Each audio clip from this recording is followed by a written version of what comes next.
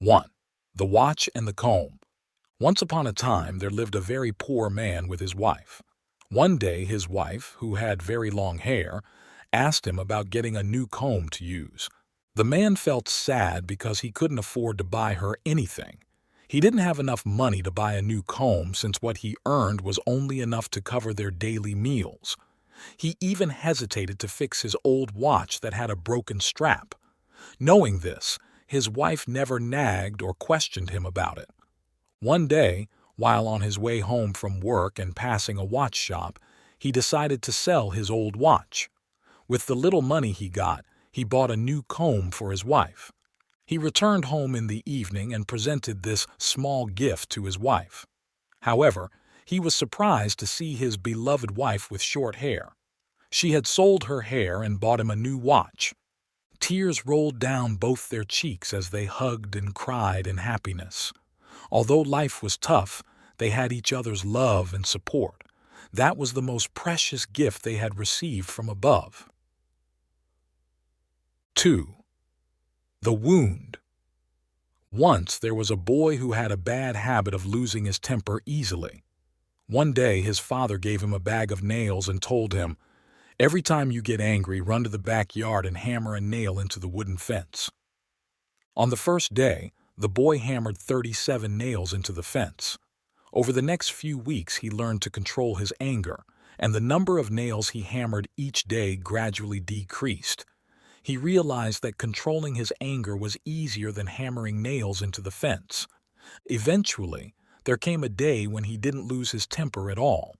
He told his father, who then suggested, "For each day you don't lose your temper, pull out one nail from the fence." As days passed, the boy eventually told his father that there were no more nails left in the fence. They went to the fence together, and his father pointed out, "You've done well, but look at the holes in the fence. The fence will never be the same. When you say things in anger, they leave a scar just like these holes. No matter how many times you apologize, the scars will still remain. Emotional wounds are like physical wounds. The people around us are precious gems. They make us laugh, support us in every situation, listen to us when we are in trouble, encourage us, and are always ready to open their hearts to us. Remember these words." 3. The Moon and the Sun. The moon and the sun were arguing about the earth. The sun said, "The leaves and trees, they're all green." But the moon believed they all shone with a silvery gleam. The moon mentioned that people on earth usually sleep, while the sun argued that they are always active. "People are active, so why is earth so quiet?" the moon contested. "Who says earth is quiet?" the sun responded in surprise. "Everything on earth is bustling and very noisy." They argued for a long time until the wind passed by. "Why are you arguing about this?" the wind asked. "I've been with the sun when it looks down on earth, and I've also accompanied the moon when it rises. When the sun is out, it's daytime, trees are green, and people are active. When the moon rises, night falls, and people go to sleep. If you only see things from your own perspective, nothing seems perfect or complete. You can't judge Earth by only the sun's or the moon's view. The same goes for judging a person or a situation. You can't just look at it from one side. 4. The Butterfly Wings. One person found a butterfly cocoon. One day, a tiny hole appeared. He watched intently for several hours as the butterfly struggled to emerge through that small hole. It seemed to have done all it could and could not go any further. So, the man decided to help the butterfly. He took a pair of scissors and cut the cocoon open. The butterfly easily emerged, but it had a swollen body and small, shriveled wings. The man continued to watch the butterfly because he expected that at some point the wings would expand and be able to lift the body while the body would shrink at the same time. Nothing happened. In fact, the butterfly spent the rest of its life crawling around with a swollen body and wrinkled wings. It could never fly. The kind but hasty man did not understand that the tight cocoon and the butterfly's struggle to get through the tiny hole were nature's way of forcing fluid from the body into the wings to prepare it to fly as soon as it escaped from the cocoon and gained freedom. Sometimes the struggles are exactly what we need in our lives. If nature allowed us to go through life without any obstacles, it would cripple us. We would not be as strong as we could have been. We wouldn't be able to soar. 5. The 2 grains of rice. There were 2 grains of rice that were saved to be seeds for the next season because both were good quality, large, strong, and solid. One day, the owner decided to plant them in a nearby field. The first grain thought to itself, "Why should I go with the owner to the field? I don't want my body to break apart in the soil. It's best to keep all the nutrients inside this husk and find a perfect place to hide." So it rolled into a hidden corner in the grain storage. The second grain, however, looked forward to being sown by the owner. It was truly happy to start a new life. As time passed, the first grain dried up in the corner because it did not receive any water or light. Eventually, its nutrients were useless, and it slowly died. Meanwhile, the second grain broke apart in the soil, but from it grew a new plant that bore golden, heavy-laden rice stalks, bringing forth new grains. Never confine yourself within a secure shell, trying to maintain a pointless integrity. Instead, have the courage to break apart and contribute to the field of life with a small rice plant. This was the choice of the second seed. I hope this will also be the choice you and I make when facing the vast field of life. 6. The perfect life. Once upon a time, there was a little girl who always dreamed of having a perfect life. One day, she asked God to give her everything she desired. God appeared and told the girl, "Follow the windy road ahead, where you will find hundreds of millions of small stones. I give you 365 days to pick the largest stone you can find. The bigger the stone, the more I will give you. Remember, once you pass by, you cannot go back. So, think carefully before you choose a stone." The girl was overjoyed and began her journey on the windy road in search of the greatest happiness for her life. However, every time she saw a large stone along the way, she hesitated and told herself, "The next one will probably be bigger."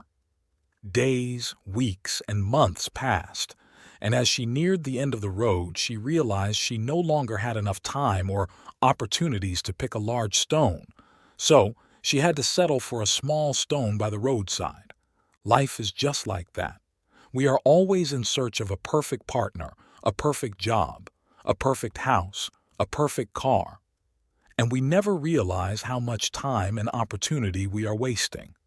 There's never a perfect timing to say exactly what you want to express at a specific moment to a specific person, or to do exactly the job you want to do in your life. So why not live for today and enjoy every minute you have in this life? 7. Unrepairable. A woman was waiting for her flight in the lounge of a large airport. To pass the time during the hour-long wait, she bought a magazine to read and a pack of snacks to curb her hunger. She sat in the VIP lounge, relaxed, and started reading her magazine in peace. On the same bench, a man also sat down, opened his newspaper, and began reading quietly. When the woman ate the first snack, the man also reached over and took the next one. Although she didn't say anything, she felt annoyed inside and thought to herself, "This is insane. If I wasn't being polite, I'd let him know how ridiculous he's being." Every time she took a snack, the man would also take the next one. Her annoyance grew, but she kept her composure and didn't show it. When only one snack was left, she thought, "Okay, let's see how this audacious man handles this." However, he calmly broke the last snack in half and offered her one part. Oh, the audacity, especially when she was still hungry. She abruptly stood up, closed her magazine, grabbed her half of the snack and headed straight to the plane. Once on the plane, as she sat down and searched her bag for her glasses, she was surprised to find an unopened pack of snacks in her purse. She felt embarrassed about her mistake. She had kept her snack pack in her bag without ever opening it. Meanwhile, the man had shared his own snacks with her without getting angry, upset, or insane. As she sat there confused and embarrassed thinking about the man, she realized there was no time left to explain or apologize. In life, there are 4 things you cannot repair: a stone, once thrown; a word, once spoken; an opportunity, once missed; time, once gone. If you like this video, please comment 1. And if you don't, comment 2. Your feedback means a lot to us.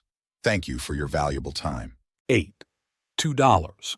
A father came home from work very late, tired and irritable after a busy day at the office. As soon as he got home, his 5-year-old son, who had been waiting for him, asked, "Dad, can I ask you a question?" "Sure, what is it?" the father replied.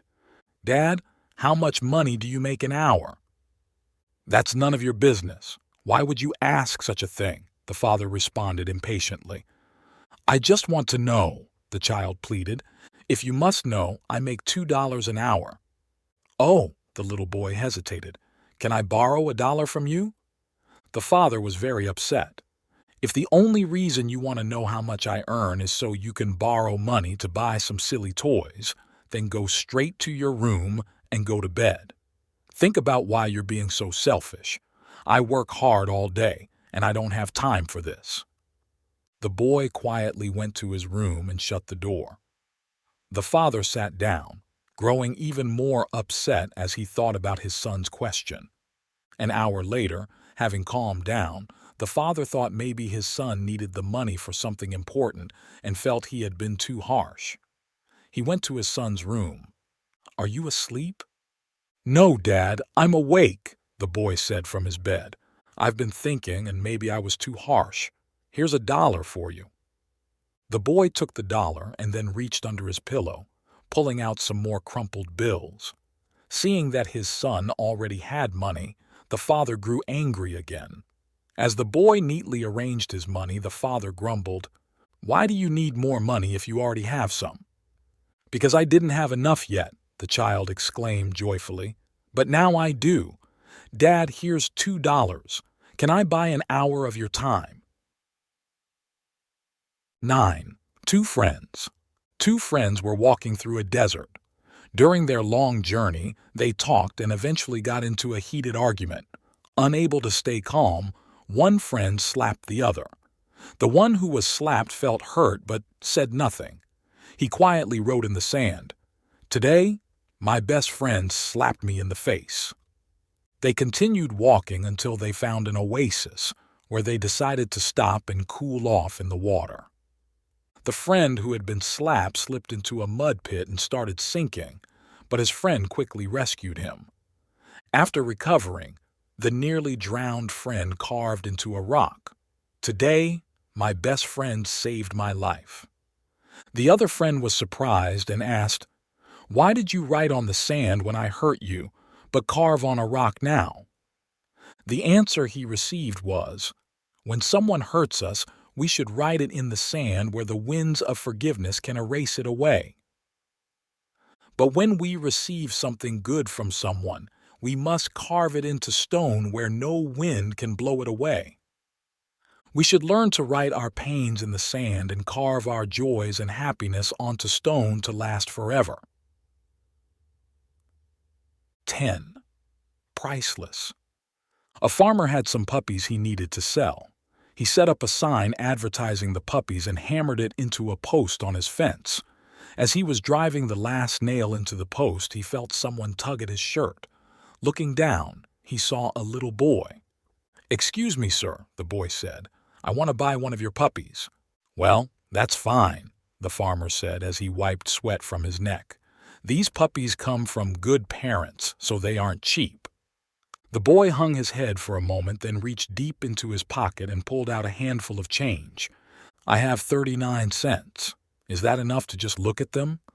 Sure, the farmer replied, and he whistled. Come on, Dolly, he called out. From his small house, Dolly bounded down the hill, followed by 3 other adorable little puppies. The boy pressed his face against the chain-link fence. His eyes sparkled with excitement. As the cute puppies got closer to the fence, the boy noticed something still wiggling inside the house. And slowly, another small puppy appeared, much smaller than the rest. It slid down the hill. Then, in a rather awkward way, the little puppy started limping toward the other dogs. It tried hard to keep up with its siblings. I want that one, the boy said, pointing to the smallest, frail puppy. The farmer knelt down beside the boy and said, Son, you don't want that puppy. It will never be able to run and play with you like the other dogs can. Hearing this, the boy stepped back from the fence, bent down, and began to pull up one leg of his pants. Underneath, a metal brace ran along both sides of his leg, attaching to a specially designed shoe. Looking up at the farmer, the boy said, You see, sir, I don't run very well myself, and that little puppy will need someone who understands. The farmer picked up the small puppy carefully and handed it to the boy. How much? Asked the boy. No charge, the farmer said. You can't put a price on love. 11. The Scar. A young boy invited his mother to attend his first parent-teacher meeting at elementary school. He feared she would accept, and she did. This was the first time his classmates and teacher met his mother. He was embarrassed by her appearance, despite her being a beautiful woman with a large scar covering almost her entire right face. The boy never wanted to ask why his mother had such a big scar. At the meeting, everyone was impressed by the mother's gentleness and natural beauty despite the prominent scar. However, the boy felt ashamed and hid in a corner, avoiding everyone. From there, he overheard his mother talking to his teacher. How did you get that scar on your face? The teacher asked. The mother replied, When my son was little, he was in a room when a fire broke out.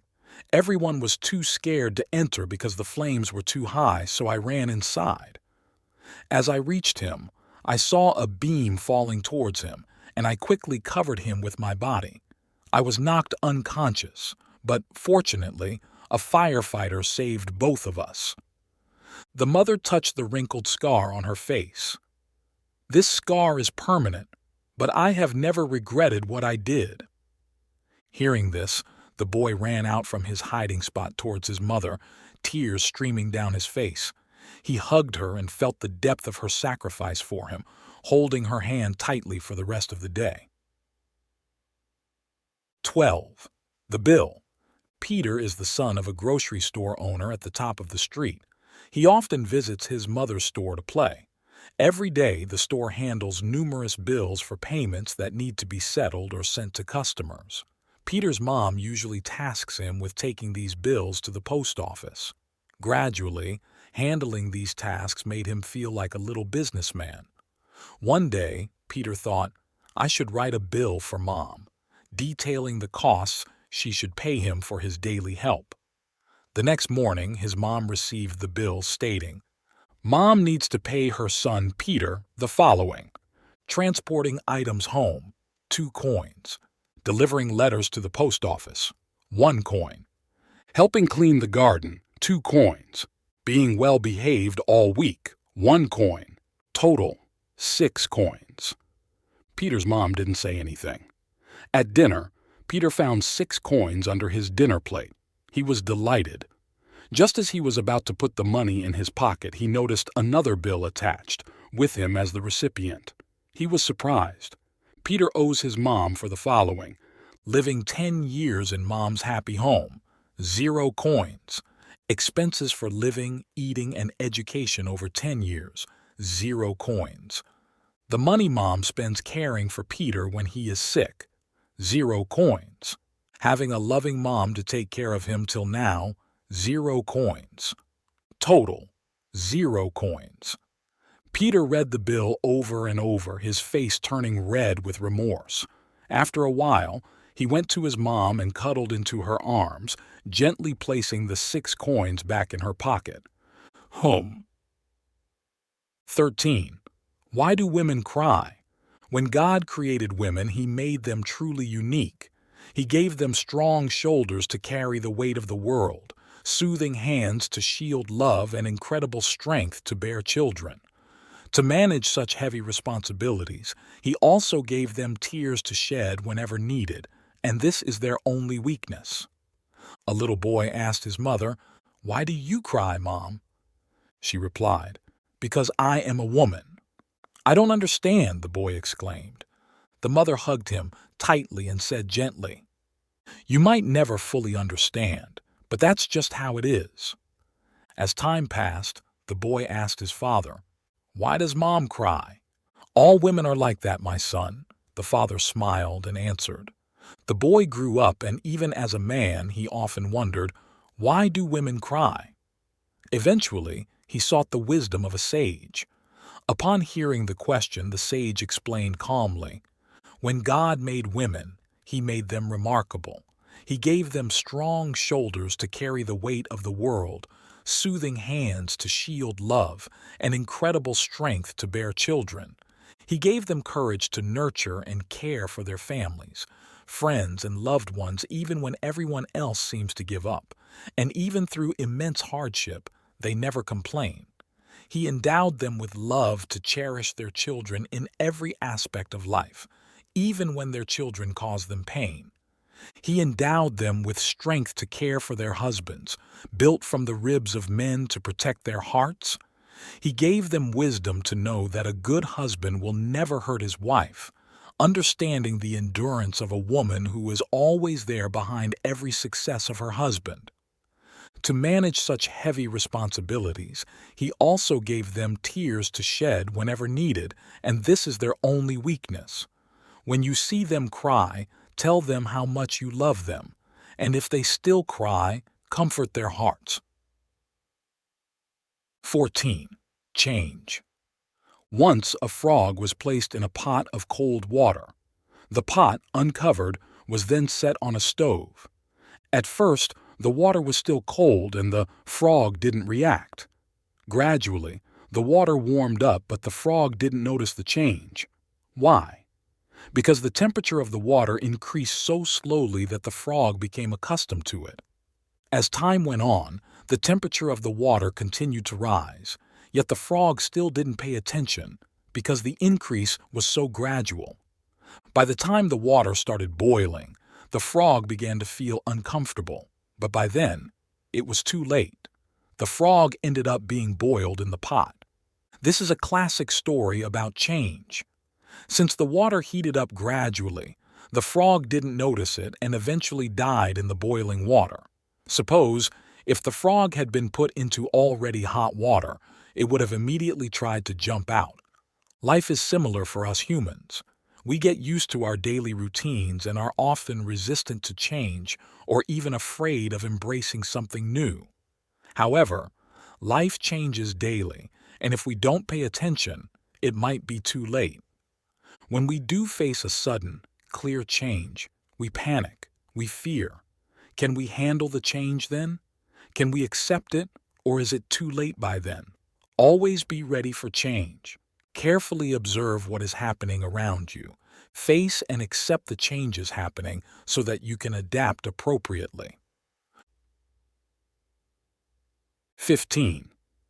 If I had the chance to live twice, someone asked me what I would do. Here's my answer. I would never forget the birthdays of people I know. I wouldn't miss the chance to express my feelings to someone, and I would take the time to stop and truly listen. I'd spend time with friends just because they are my friends. I'd also plan vacations with my dear family. I'd take time to listen to the quirky adventures of a 5-year-old. I'd spend more time making someone feel beautiful and valued.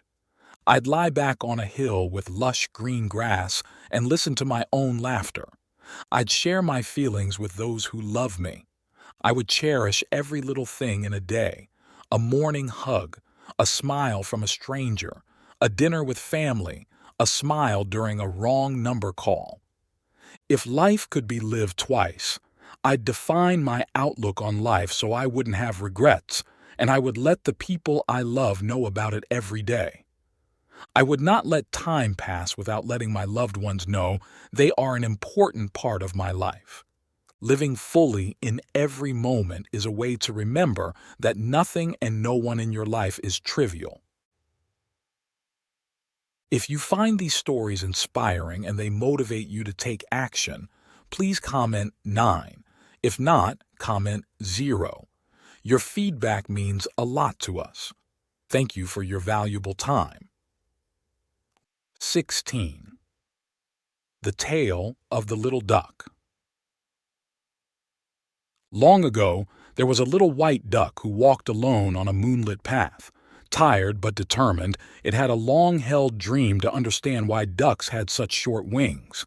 It dreamt of having long wings like the seagulls, gliding through gentle breezes under the vast sun, with views stretching across the land. One day, the duck met the moon. "Dear moon, why aren't my wings as long as the seagulls?" the duck asked, looking up at the kind and wise moon.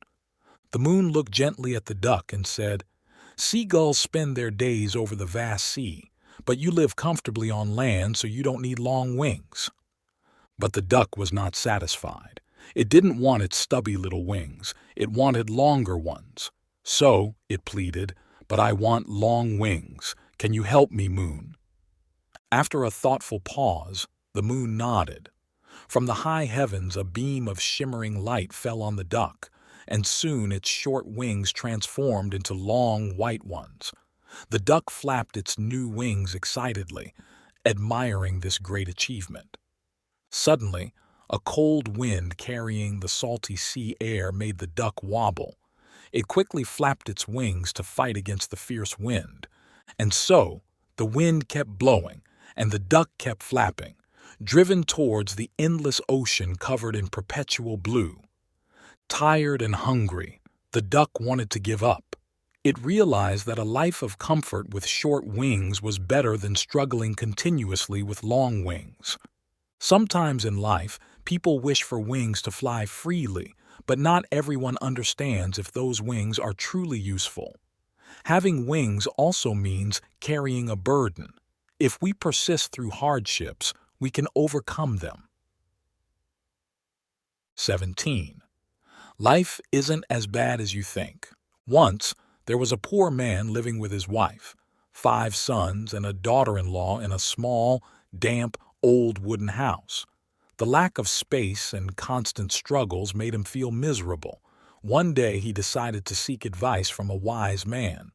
He told the wise man, "Our whole family lives crammed in this tiny wooden house, constantly fighting all day long.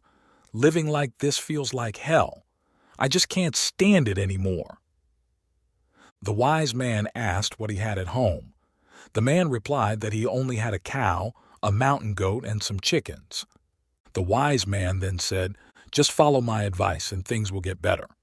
He instructed the man to bring the cow, goat, and chickens inside the house to live with them. Surprised by this advice, the man nevertheless agreed. Only a few days later, the man rushed back to the wise man, complaining, "What terrible advice did you give me? Things didn't improve at all, they got even worse. Now, my home truly feels like hell. I can't stand it anymore." The wise man smiled and told him, "All right, just stop letting the chickens live inside." After a while, the man returned, still looking miserable, and said, "The mountain goat has chewed up everything, turning my life into a nightmare." The wise man gently advised, "Just put the goat outside." Later, the man came back to complain, "The cow has turned my home into a barn. How can people live with animals?"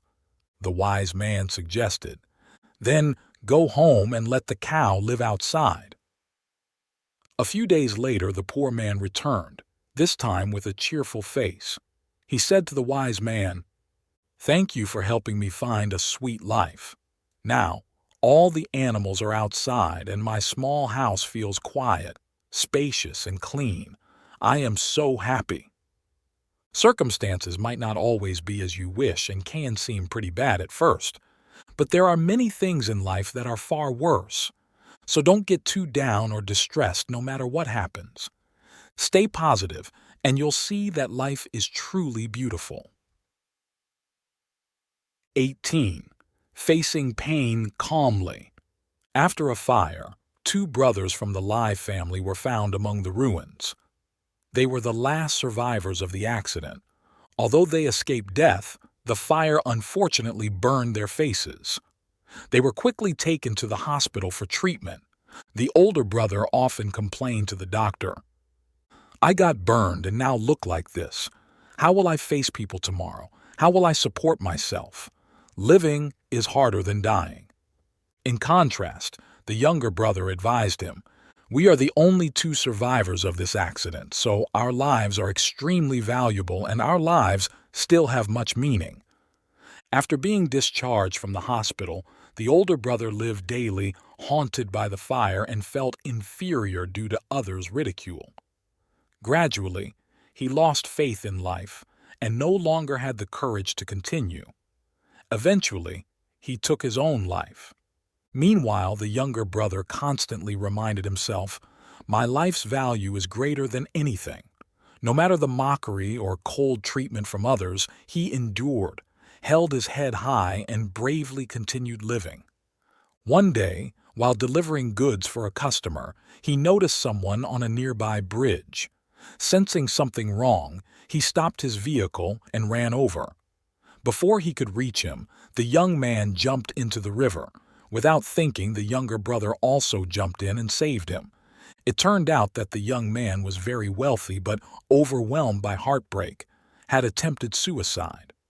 After this incident, the young man, grateful for being saved, decided to help the younger brother. Thanks to this, the younger brother gradually developed his small transport company into a well-known business. Facing pain calmly, no matter the difficulties, never give up. The scariest thing is to hastily surrender to hardships, choosing to retreat from adversity. If we courageously hold our heads high and walk forward, ready to face external pressures, adversity itself might lead us to a more exciting new life.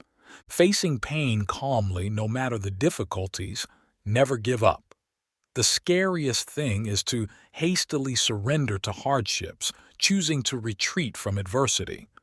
If we courageously hold our heads high and walk forward, ready to face external pressures, adversity itself might lead us to a more exciting new life. 19. Love creates purpose. I'm only 12 years old, but I already feel sad and am afraid of death whenever I think about my grandfather, who suffers from a disease called emphysema, caused by his smoking habits since high school. It's a terrible illness that can destroy a person's entire respiratory system. Since my grandmother passed away, he has been very sad and sometimes angry at life itself. He became irritable and would often say hurtful things to kind people. However, when he's with me, he seems to show all his tenderness. Recently, he became seriously ill, needed throat surgery, and required a breathing machine to breathe. The doctors said he only had days to live, but miraculously, he recovered and no longer needed the machine, although he still couldn't speak. His words were just faint, raspy sounds. While he was in the hospital, my mom and I went to visit him. We were afraid it might be our last chance to see him. When we entered his room, I was shocked by his condition. He looked exhausted and couldn't even mutter a few words. Somehow, he looked at me and managed to whisper, "Kid." "What did you say?" I whispered back. He didn't have the strength to answer me. All his remaining energy was spent on those two incomplete words, "Kid." The next morning, my mom and I had to leave. I kept wondering what he tried so hard to tell me. A week after returning home, I finally understood what he meant. A nurse from the hospital where he was being treated called my family. She relayed exactly what my grandfather had asked her to tell us. Tell my granddaughter that love. At first I was confused. Why did he only say love? Why didn't he say, I love you? Then it hit me. What he was trying to say in the hospital was, Grandpa loves you. I was truly moved. I felt like crying, and I did. After many weeks of suffering, he could finally speak again. I called him every night. Usually, after about 5 minutes, he had to stop because he was still not well. But before hanging up, he always said, Grandpa loves you, and I would do anything for you. These words, along with his heartfelt declaration that you are the only reason I live, are the most beautiful words I've ever received in my life. He may never be as healthy as before, and I know our time together is limited. I feel honored that he chose me to share his feelings with. The love he has for me is so profound. The 3 words, Grandpa loves you, might sound simple, but they are far from simple. They are a reason for living. 20. The jar of life. A professor was teaching a class about time management. He placed a few items in front of him. First, he took a large jar and began to fill it with golf balls. Then he asked his students, Do you think the jar is full? Yes, the students answered. The professor then took a box full of marbles and poured them into the jar. He shook the jar so the marbles filled the spaces between the golf balls. He asked again, and this time, the students hesitated before answering, Probably. Next, the professor took a bucket of sand and poured it into the jar. Of course, the sand filled the remaining gaps. He asked once more, and this time the students unanimously said, Yes. Look, the professor said, taking out 2 cans of beer and pouring them into the jar. The beer flowed into the spaces between the sand grains. Now, said the professor, I want you to imagine this jar as your life. The golf balls represent the important things, your family, children, health, friends, and passions, things that, if everything else was lost, would still make your life full.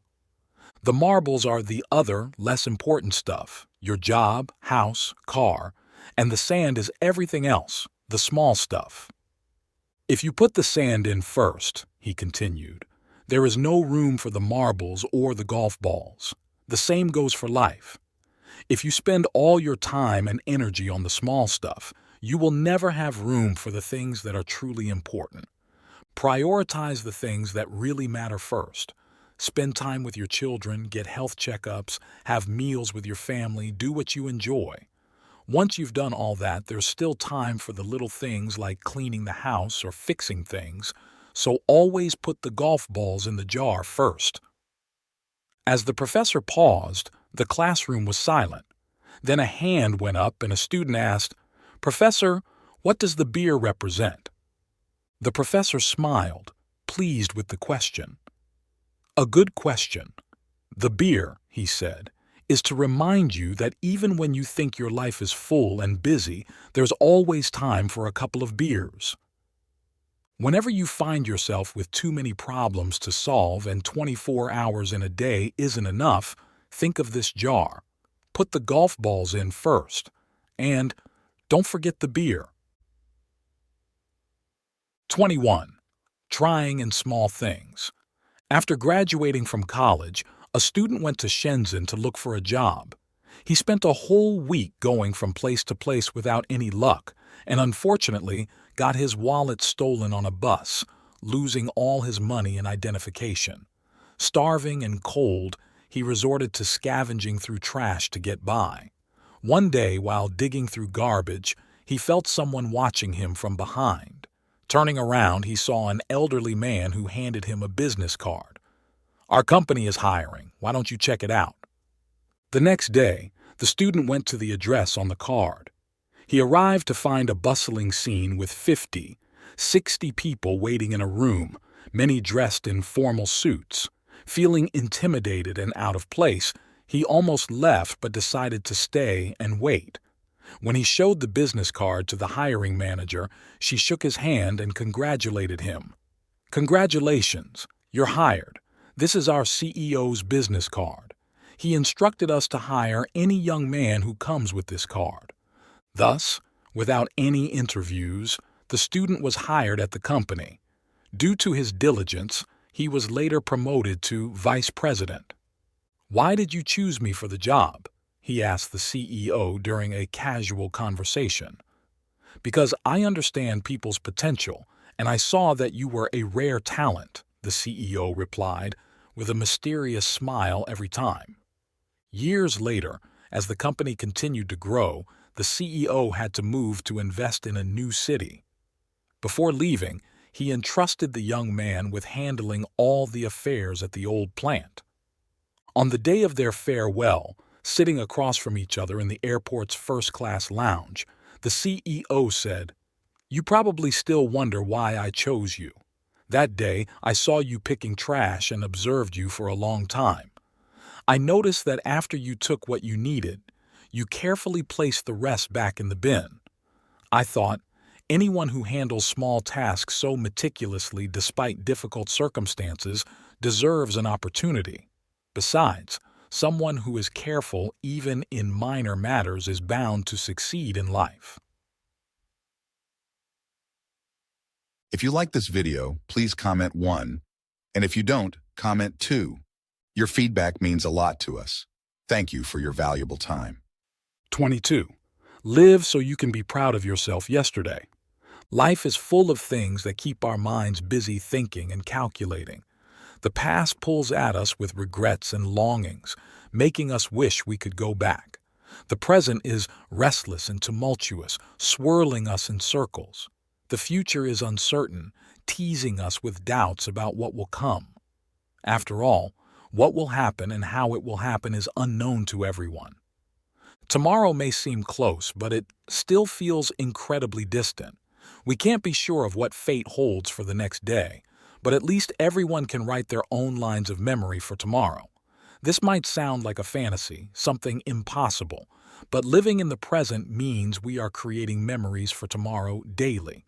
If we want to remember good things, we must live today in a way that will make us proud tomorrow. Memories are an essential part of life. Respecting memories, creating them, and preserving them means we are honoring our own lives. Today's life is full of challenges that we must overcome, possibly sacrificing many things in the hope that today's tears will paint smiles for tomorrow. A tomorrow when looking back at the past, we can quietly nod because we lived that way. Live so you can be proud of yourself yesterday.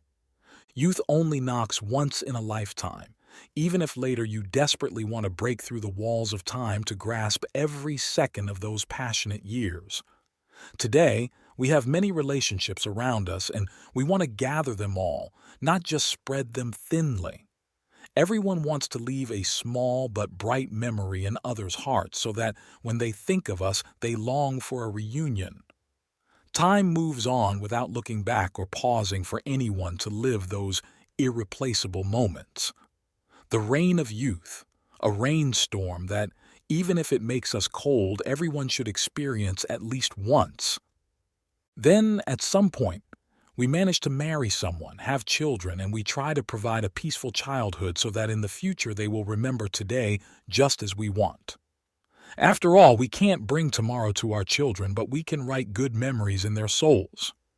Writing memories for tomorrow might sound far-fetched and fantastical, but it's actually very simple. Live so tomorrow you can be proud of yourself yesterday. 23. The Hen and the Lies. "I need to run to the store right now," my mom said. "I'm planning to cook chicken tonight, so I obviously need a chicken and a few other things. The store is just near our house, so if I have to go, Mom usually sits outside waiting for me to return with my little red toy wagon. We live in the mountains, so don't imagine the store I go to is a supermarket. It's quite small with just one salesperson, but there is a big fridge there. Mrs. Bradley, the store owner, keeps a lot of meat in it, which usually takes a few days to sell out. Our fridge at home is really tiny, so we end up going to the store daily. When I got there, Mrs. Bradley had sold out of chicken meat.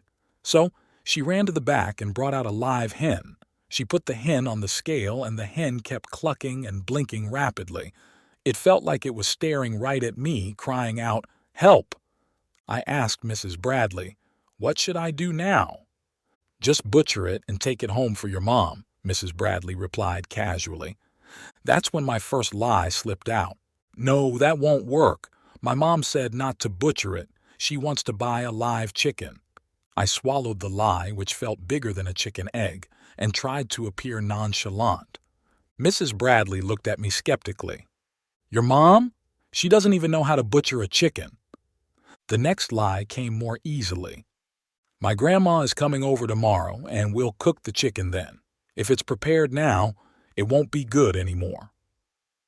Mrs. Bradley kept her skeptical look for a second longer, but then she nodded, tied the hen's legs, and put it in the basket.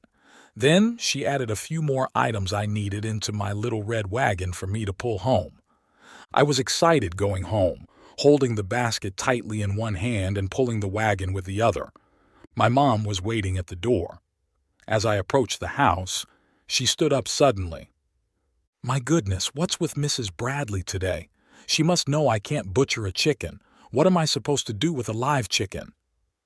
My mind raced for an answer. Lying is like lighting a firework. Once you light the first part, the rest will keep burning.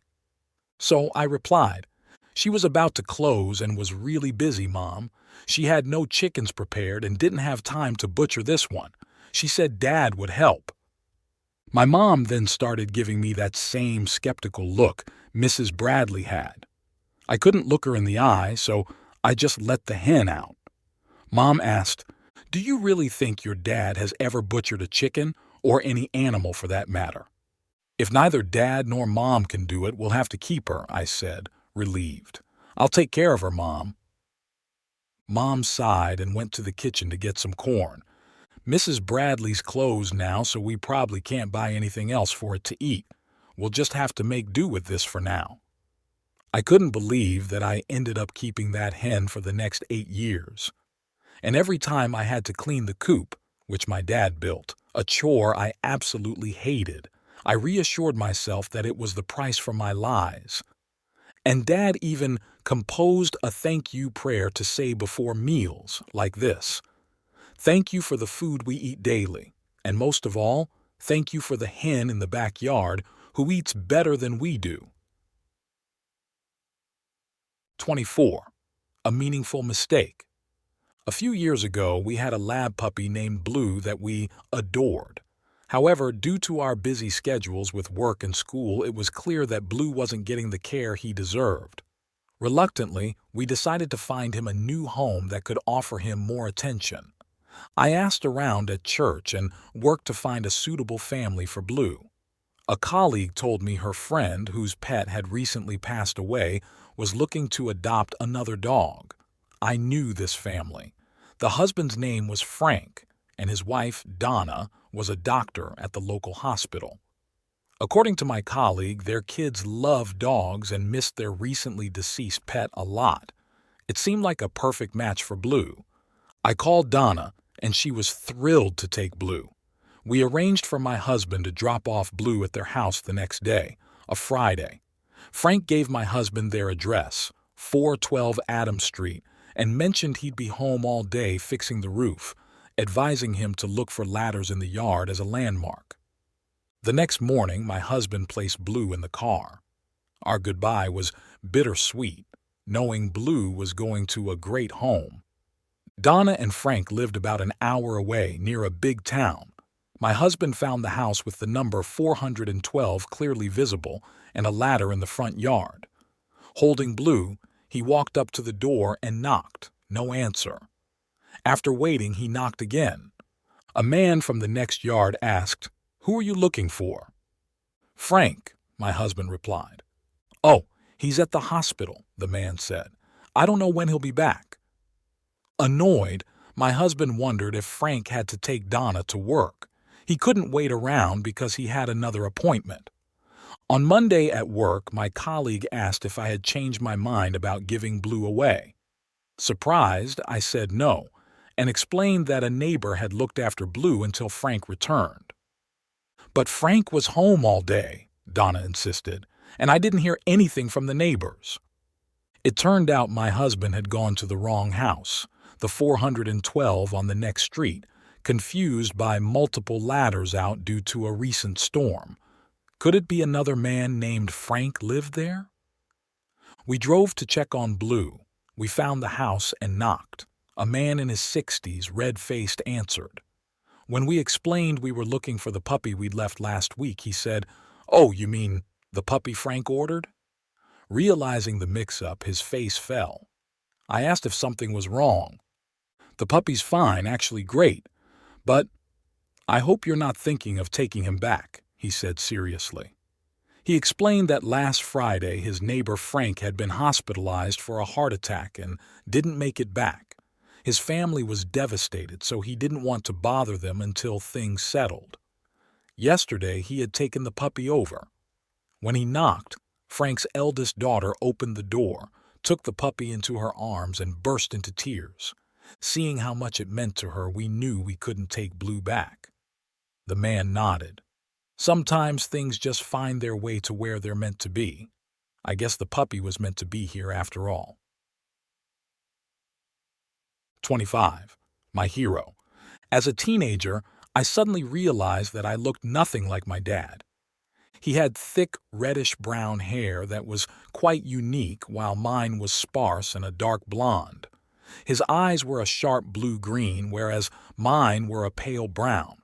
He had a high, Italian-style nose, while mine looked like it had been molded clumsily by an inexperienced craftsman. At 39, Dad had broad shoulders and strong arms in contrast to my narrow shoulders, thin arms, and soft hands, more like those of a woman. I always wished for strong hands like his. Years went by, and I grew into an adult while Dad aged, but my feelings about him remained much the same as when I was a boy. Distant and a bit envious. One day, stepping out of a grocery store, I was startled when a well-dressed man tapped me on the shoulder and asked, "Are you Bud Walker's son?" "Yes, I'm his youngest." "I thought so," the man said. "Your father often talked about you." It had been years since my father had spoken to anyone. Old age and a stroke had taken away his ability to communicate. He had been a great conversationalist, and I always wished I could be like him. Currently, he was living in a nursing home. With his warm smile and gentle nature, he was well loved there, but I knew he never talked about me to anyone there. After briefly discussing my father's health with the stranger, I asked him about his relationship with my dad and how he recognized me, the youngest son. The man paused before replying, "Your father was one of my heroes." I was shocked to hear what the stranger had just said. Dad had once been my hero too. However, since having to care for him in his unstable condition, I had almost forgotten the image of the smart, strong man he used to be. The man's words jolted me awake. He explained, "I started in the insurance business, and your father was one of my main business partners. Not only that, he was a respected mentor to me. He taught me how to serve and build trusting, understanding relationships with clients. I followed his advice and have been successful because of it." "But that's not why I regard your father as my hero," the man continued. "Once, our company organized a conference in Las Vegas with major partners attending. I had heard about such distant conferences many times but had never participated, so I was very excited about it. On the first night, our group planned to go out and do things that a family man should avoid. I wanted to join in with the group, but didn't want to partake in those unsavory activities. I asked someone, "Is Bud going with us?" The group looked at each other and burst out laughing. The person replied, "Bud is good at many things, but he doesn't know how to relax and have fun like us." Hearing that, I told them, "Then I'm not going either." At that moment, I thought if your father could build a great career without losing his own values, then I must do the same. Now, my business is very successful, the man added. In 2 months, my wife and I will celebrate our 15th wedding anniversary. I owe my happy life today to learning from your father. Although I didn't buy anything I liked that day, I found something 1,000 times more valuable. It was the image of my father as a hero, which I had lost long ago. I vowed to try to live and act like my hero, even though I looked nothing like him. If you find these stories inspiring and they motivate you to take action, please comment 9. If not, comment 0. Your feedback means a lot to us. Thank you for your valuable time. 26. Mom. In our little house, poverty and hunger are constant companions, but they seem relentless in their grip. My brother started bringing books to school around the same time we suffered a great loss. Our father died from a severe illness. Just the two of us, my mom and I, buried our father and husband. Widowed, my mom decided not to remarry. She knew she was now the only support for her son. She diligently worked our small, precious piece of land day after day, year after year. My brother's school commendations filled our walls, and seeing him grow into a smart, obedient student brought tears to her cheeks. After middle school, my brother got into a prestigious high school in the city. The burden weighed heavier on my mom. Unfortunately, when his acceptance letter arrived, my mom fell ill with a serious condition that paralyzed her from the waist down. No longer able to work the fields, my brother, always understanding and not wanting to burden her further, offered to quit school. "Mom, I'll stop my schooling and work the fields instead. How can we afford the tuition and living expenses, let alone provide 15 kilograms of rice a month?" "You mustn't quit school no matter what. You are my pride. Just focus on your studies. Don't worry about anything else." They argued for a long time, but he was firm about not wanting to continue school to ease her struggles. He became stubborn and defiant. It was only after she slapped him out of frustration that he paused, shocked by her first ever slap at his 16 years. Following her advice, he packed his bags and started school, though heavy-hearted. My mom stood silently for a long time, watching his fading silhouette. Later, a limping mother, dragging one leg, brought a sack of rice to the school office. She was the last to arrive. After placing the sack down, she gasped for breath, then entered sheepishly.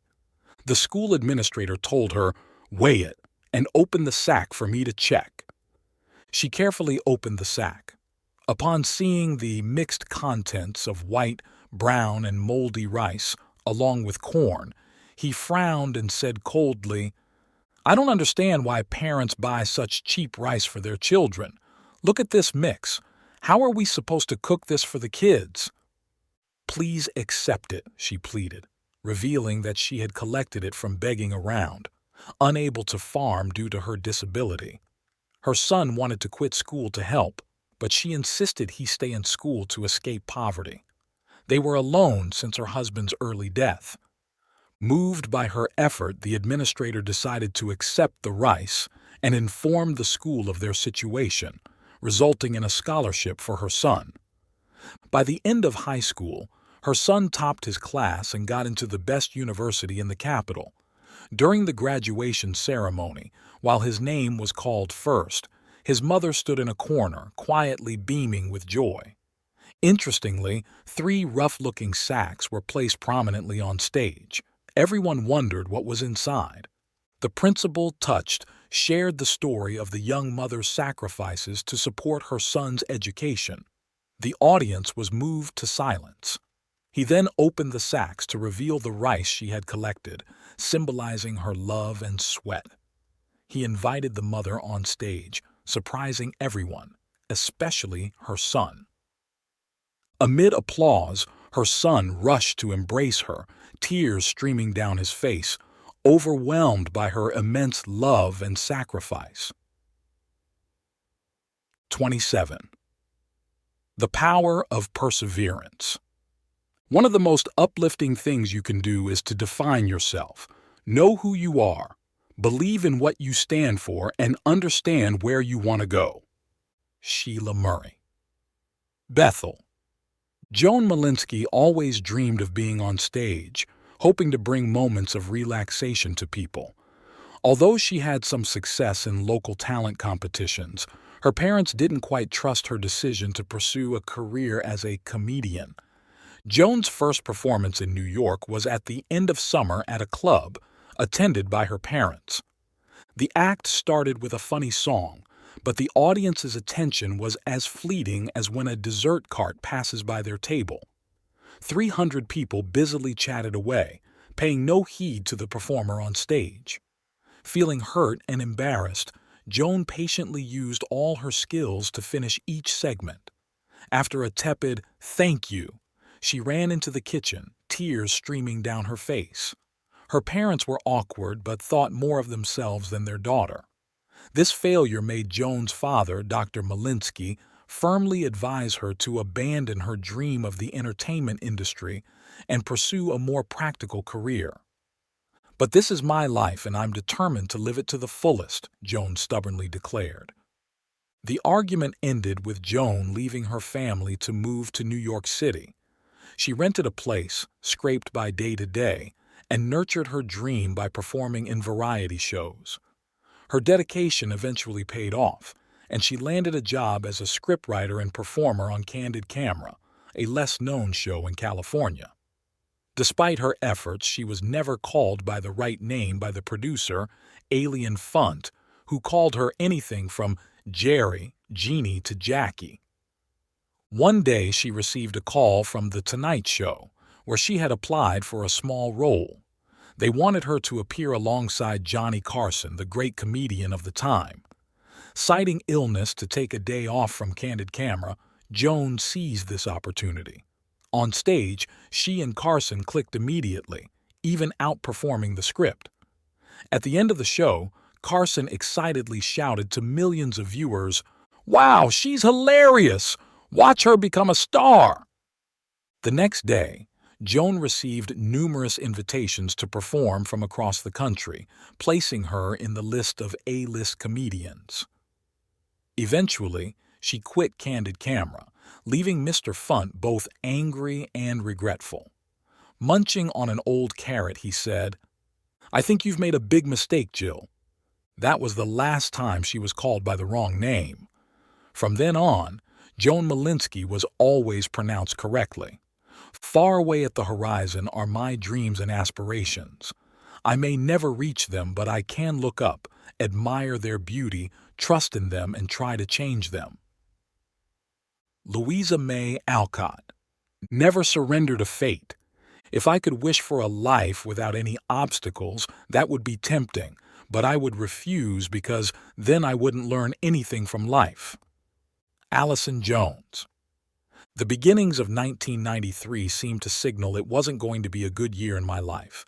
It was the 8th year I was single, raising 3 school-age children, including an unmarried daughter who had just given me my first grandchild. And I was also about to part ways with a decent man after 2 years of dating. In April of that year, I was invited to interview and write about a woman living in a small town in Minnesota. So during the Easter season, I drove with Andrew, my 13-year-old son, across 2 states to meet a woman named Jan Turner. During our long drive, I occasionally talked to Andrew to keep him from dozing off. "Do you know, she lost both her arms and legs." "Oh, how does she get around then?" "We'll find out when we get there." "Does she have any kids, Mom?" 2 sons. They're adopted, Tyler and Coyley. "What happened to her, Mom?" "I'm not sure. Before she had to amputate her limbs, she was a vocal music teacher at an elementary school and led a choir at church." Andrew fell asleep before I could finish telling him the little I knew about John. As we reached Minnesota, I wondered how this woman had reacted to the terrible news that she had to lose both her arms and legs. How could she possibly live? Was there anyone there to help her? When we arrived in Wilmar, Minnesota, I called John from the hotel to see if I should pick her up with the kids. "No worries, Pat. I can drive. We'll be there in about 10 minutes. Do you want to grab something to eat first? There's a decent Ponderosa nearby." "Yes, that would be fine," I replied, feeling a bit awkward. I wondered what it would be like to sit at a restaurant with a woman without limbs. How could she? Drive. 10 minutes later, Jan parked in front of the hotel. She got out and walked toward me quite normally on legs that looked real and extended her right arm, ending in a shiny hook to shake my hand. "Hello, Pat. It's nice to meet you. And this must be Andrew." I gently squeezed her hand and forced a smile. "Yes, this is Andrew." Then I looked at the back seat of her car and smiled at the two boys, who were also grinning at me. Jan cheerfully got behind the wheel. "Come on, coyly, scoot over so Andrew can sit beside you." We went into the restaurant, ate, and chatted while the kids talked among themselves. The only thing I had to do for Jan Turner that evening was to open a jar of tomato sauce. Later, while the kids played in the hotel pool, John and I sat by the pool side. She told me about her life before the tragedy. "Back then, I was always busy. Life was so good I was even considering adopting a third child. I felt guilty for underestimating her." John continued. "One Sunday in November 1989, I was playing the trumpet in church when I suddenly felt tired, dizzy, and nauseous. I managed not to collapse during the service, and 2 young men took me home afterward. I went to bed to rest, but by evening I felt I needed to call an ambulance immediately." John said that by the time she was taken to the hospital, she was unconscious. Her blood pressure dropped so low that her body was completely paralyzed. She contracted pneumonia, a dangerous infectious disease caused by bacteria. One of the severe side effects of this disease is the activation of the body's clotting system, causing blockages in the blood vessels. And because blood suddenly couldn't reach her hands and feet, they quickly began to necrotize. Within 2 weeks of being hospitalized, Jan's arms were amputated up to the elbow and her legs up to the knee. Just before the surgery, she cried out in despair, "Oh God, this can't be happening. How can I live without arms and legs? Can't walk anymore? Can't play the trumpet, guitar, piano anymore? Will I never be able to hug my kids or take care of them again? Please, God, don't make me depend on others for the rest of my life." 6 weeks after the surgery, her wounds had healed, and a doctor mentioned the possibility of using prosthetic limbs. He said that Jan could learn to walk, drive, go to school, and even return to teaching. Jan found it hard to believe. In a moment of despair, she picked up the Bible and randomly opened it. A line caught her eye. "Do not conform to the pattern of this world. Keep yourself renewed and different in what you do and think. You will learn from your own experience what truly satisfies you." John thought about it, about becoming a new and different person, and decided to try using prosthetic limbs. With a walking frame tied to near her elbows and a therapist's help, she could only wobble on her legs for a couple of minutes before falling in pain and exhaustion. "Take it slow," John told herself. "Be a new person in actions and thoughts, but do it one step at a time." The next day she tried on prosthetic arms, a crude system of cables, rubber bands, and hooks operated by straps across her shoulders. By moving her shoulder muscles, she could soon open and close the hooks to pick up and hold objects, as well as dress and eat. Within months, John was able to do almost everything she had done before, just in a new and different way. However, when I finally came home after 4 months of therapy, I still felt uncertain about my life with my children. But when I got out of the car, walked into the house, and hugged my kids, I left all my worries and troubles behind. While Jan and I continued to talk, little Coily climbed out of the pool, came over and draped his arms around his mother's shoulders. When he heard his mother talk about her new cooking skills, coyly beamed. My mom is even better than before she got sick because now she can make amazing pancakes. John laughed joyfully, feeling a great sense of happiness and fulfillment. After our visit, John earned a second college degree in communications and became a radio broadcaster for a local station. She also studied religion and now teaches Sunday school at the church where she lives in Wilmar.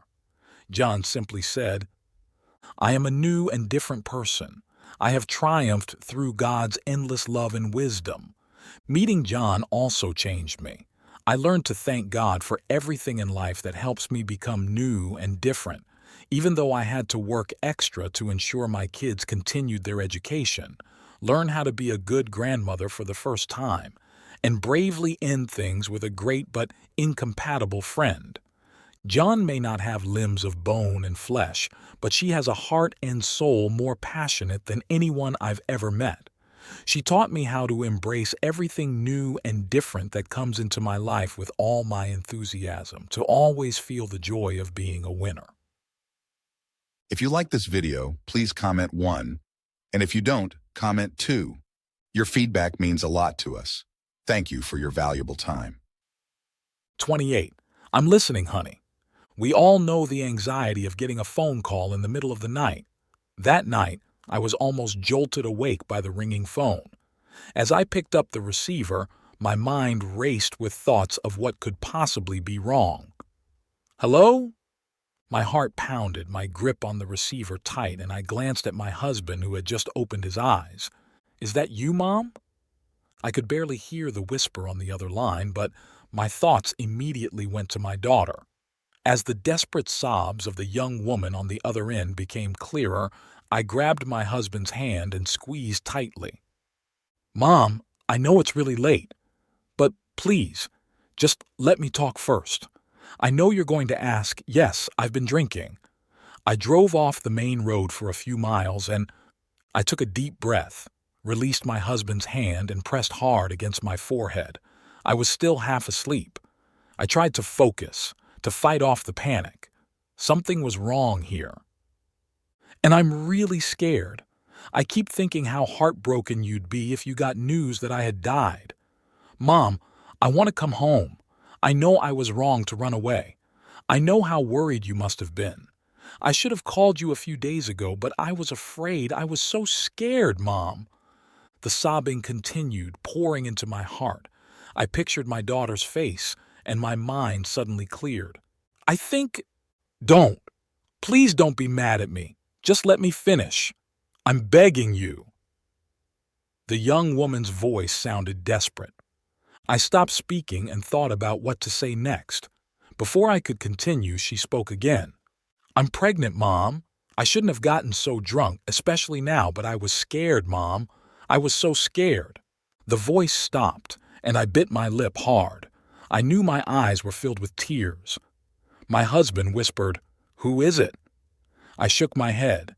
He left the room and a few seconds later returned, phone pressed to his ear from another room. "The girl must have heard the static on the line," she continued. "You're still listening, right, Mom? Please don't hang up. I need you. I'm so lonely." I clenched the receiver and looked at my husband for help. "No, I'm here. I'm not hanging up," I replied. "I know I should have told you, but whenever we talk, you always tell me what to do. I've read all the advice in the books you bought me, but you still keep talking. What I need is for you to listen. You never let me express my thoughts and feelings, as if they don't matter to you, because you think you have all the answers. But sometimes I don't need answers. I just need someone to listen to me." My throat felt bitter as I glanced at the How to Talk to Your Teen book scattered on the table. "I'm listening now. Go on." My voice was a whisper. "You know," the voice on the other end continued. I drove the car back to the main road after I had calmed down. I started thinking about the baby and knew I had to take care of it. Then I saw a payphone and remembered what you taught me about drinking and driving. So I called a taxi. I want to come home." "Good, my dear," I said, feeling a relief in my chest. My husband came closer, sat next to me, and held my hand. I knew I had done the right thing. "But Mom, I think I could still drive home." "Don't, dear," I suddenly snapped. My body tensed, and I squeezed my husband's hand. "Please wait a little longer. Don't hang up until the taxi arrives, okay?" "Mom, I just want to get home fast." "I know, but just do as I say. Wait for the taxi, okay?" I listened to the silence and felt fear rising. When I heard nothing on the other end, I clenched my lips and closed my eyes. By any means, I had to stop her from driving home. Only when I heard the taxi driver's voice did I feel reassured. "The taxi's here. I'm coming home, Mom." The line went dead. I got out of bed, tears still in my eyes, and walked to my 16-year-old daughter's room and stood there. The night was filled with silence. My husband came up behind me. He looked at me for a moment and asked, "Do you think the girl earlier realized she dialed the wrong number?" I looked at my sleeping daughter and softly replied, "No, probably not." I stood still, moved by the emotion. So many times I hadn't listened. It's not too late. I suddenly realized there's no book that teaches us how to listen to those around us and empathize with their struggles and pain. Sometimes just listening can not only soothe wounds but also save a life. 29. The value of a stone. A student often asked his teacher, "What is the value of life?" One day, the teacher handed a stone to the student and instructed, "Take this stone to the market, but don't sell it. Just see how much people will offer for it." "Why should I do that?" the student asked, puzzled. The teacher smiled and replied, "If you want to understand the value of life, do as I say." Following his teacher's instructions, the student took the stone to the market. People were puzzled why he would sell such an ugly stone. After sitting all day, a compassionate street vendor asked about it and offered $1. Remembering the teacher's instructions not to sell it, the student returned and reported, "Nobody wanted to buy this ugly stone, but luckily someone offered $1. The teacher smiled and said, "Good. Tomorrow take the stone to a jewelry store, but remember not to sell it, no matter what the jeweler offers." The next day, the student went to the jeweler, who surprisingly offered $500 for the stone. Shocked by the high offer from previously no interest, he still didn't sell it and took it back. The student eagerly asked why this was happening. The teacher smiled and said, "Tomorrow, take it to an antique shop, but absolutely do not sell it, just ask for a price." The next day, the student followed the instruction and was astonished when the shop owner offered his entire fortune for the stone. He still refused to sell and quickly reported back to his teacher. Then the teacher slowly explained, "The stone is actually a priceless antique worth a fortune, and the value of life is like this stone, understood by some and not by others. To those who don't understand or appreciate, the value of life may seem worthless, but to those who do, it's worth a fortune. The stone remains the same, as does life. The only difference is your understanding and perception of life." We often question the value of everything around us, from simple objects to our jobs, the people around us, and even our own lives. This story is a metaphor showing us. In many cases, the value of something is hidden beyond what our eyes can see. The value of something cannot be hastily judged or concluded without placing them in different circumstances and perspectives. And the value of life to each person also involves different choices. Everyone has their way of pricing success or happiness. Respect each person's choices and make your life valuable in your own way. 30. Unemployed dad. I received that call late on a Friday afternoon. On the phone, my boss sounded mysterious as he instructed me to meet him on Monday morning at the airport. Although my boss usually flew to my area to visit the stores and meet with me, I had never felt as anxious as I did this time. Such trips were typically planned weeks in advance and involved several different locations. So this sudden trip felt off, and I sensed something was wrong. For 9 years, I had seen many colleagues abruptly leave the company. I was using the company's car, computer, and phone.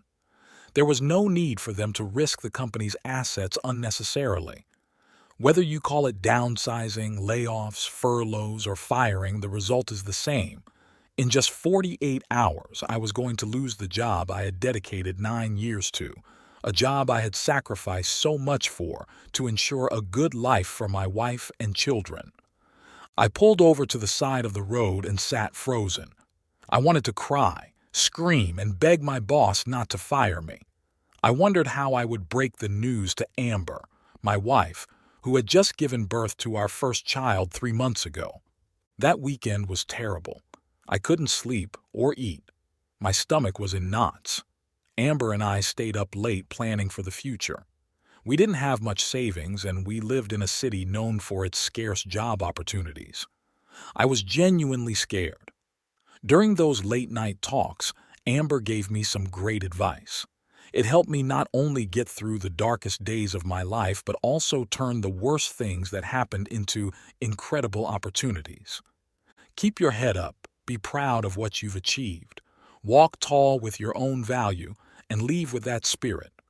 There has to be a reason for this, and you'll understand it eventually, she said. On Monday morning, I got up early and dressed sharply in a clean white shirt and a neat tie.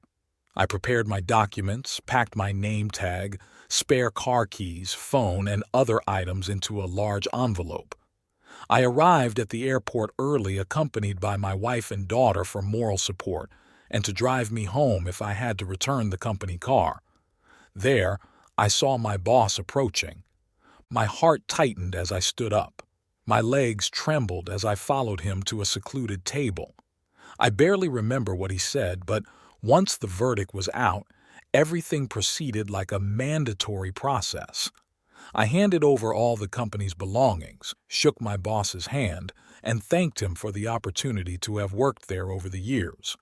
As I walked around the corner to where my family waited in the car, tears started to flow. For the first time since I was 13, I was unemployed. The following week, I lived in a daze. Amber was a teacher on summer break, so while she stayed home with Zoe, I would go to afternoon movies, clueless about what to do while everyone else was at work. I tried to focus on the screen, hoping to drown out the gnawing pain. I may not have been the smartest, most handsome, or most talented in a crowd, but I was always the hardest worker. Without that shield, I felt utterly lost. Unable to afford daycare for Zoe, I took on the role of caring for her every day at home. Soon my wife had to return to work, and I transitioned from a regional business specialist with 20 employees and millions in annual revenue, always on the phone and busy with appointments, to a stay-at-home dad changing diapers, washing bottles, and rocking a baby to sleep. Day by day, week by week, my sorrow lessened, and I realized that, like it or not, I had to do my best as a father. The problem was, I didn't know what to do with a child. I had never had one before, nor had I ever spent so much time with one. I didn't know how to care for and play with a child, so I decided to do the only thing I knew: take care of Zoe while figuring out what to do for her. Before long, Zoe and I became close friends. We went shopping together and drove to the lake. We became regulars at local bookstores, attending readings and book signings. Occasionally, she would doze off and I would sit watching her while reading the newspaper, but most of the time Zoe stuck by me and we quickly became inseparable. Zoe became my lunch buddy, my confidant, and my best friend. And more than that, I truly became a father.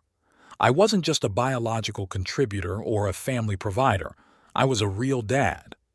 I witnessed Zoe's first words, her first time eating solid food, her first steps. It was magical. I understood all her different ways, her complex personality, and after 4 years, we had an unbreakable bond.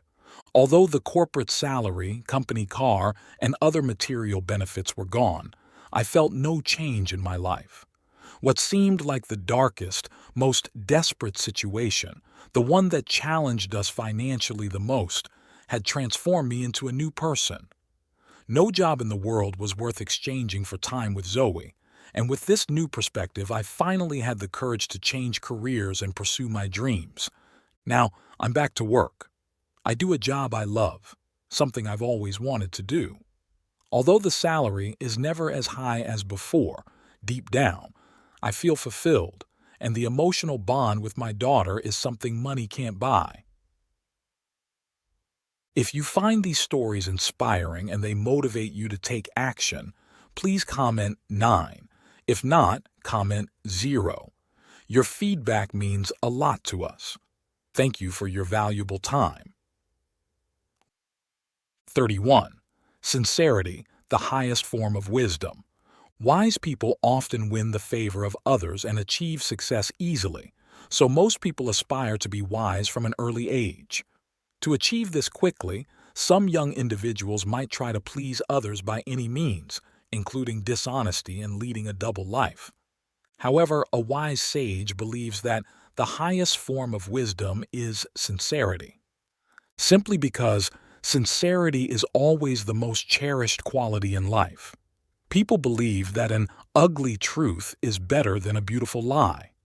Those who live sincerely always attract others because humans naturally gravitate towards truth and integrity. Sincere individuals create a trustworthy environment around them and serve as a warm, spiritual support for their friends and family.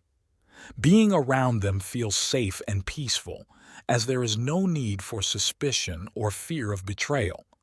Sincerity is not only shown through words, but must deeply root from a genuine heart and real emotions to be persuasive. Acting with sincerity brings confidence, charisma, and strength. Be honest with others and yourself. To do this, assess yourself accurately. Do not deceive yourself or others. However, all acts of sincerity should be expressed with tact, kindness, and cultural sensitivity. Otherwise, it can come off as crude and unacceptable. Distinguish real wisdom from mere cunning or slyness, which involves being wise only for personal gain. Living among a community of sincere people is like gradually moving towards a paradise on earth. 32. A lesson.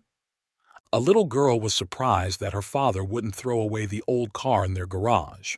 Their family was very wealthy, owning 2 or 3 brand new cars. Yet, the old car had been sitting there for many years with a dent in the front door. One day, she asked her father, "Dad, why don't you throw away or sell this old car?" Her father replied, "My dear, it's a keepsake and a lesson for us." A lesson? The girl wondered. "Yes, let me tell you about it. One day, before you were born, I had just bought this brand new car and was on my first long drive. Suddenly, I heard something hit the front door hard. I quickly stopped the car and got out to check. I saw a dent in the door, and not far away, a girl about your age was waving by the roadside. Next to her was a wheelchair and another little girl sitting on the ground. I was furious and started walking towards her, thinking she couldn't get away. But the girl didn't seem to want to run. When I got closer, she said, 'Please, sir, forgive me. Please don't be angry. I threw the rock because that was the only way you would stop.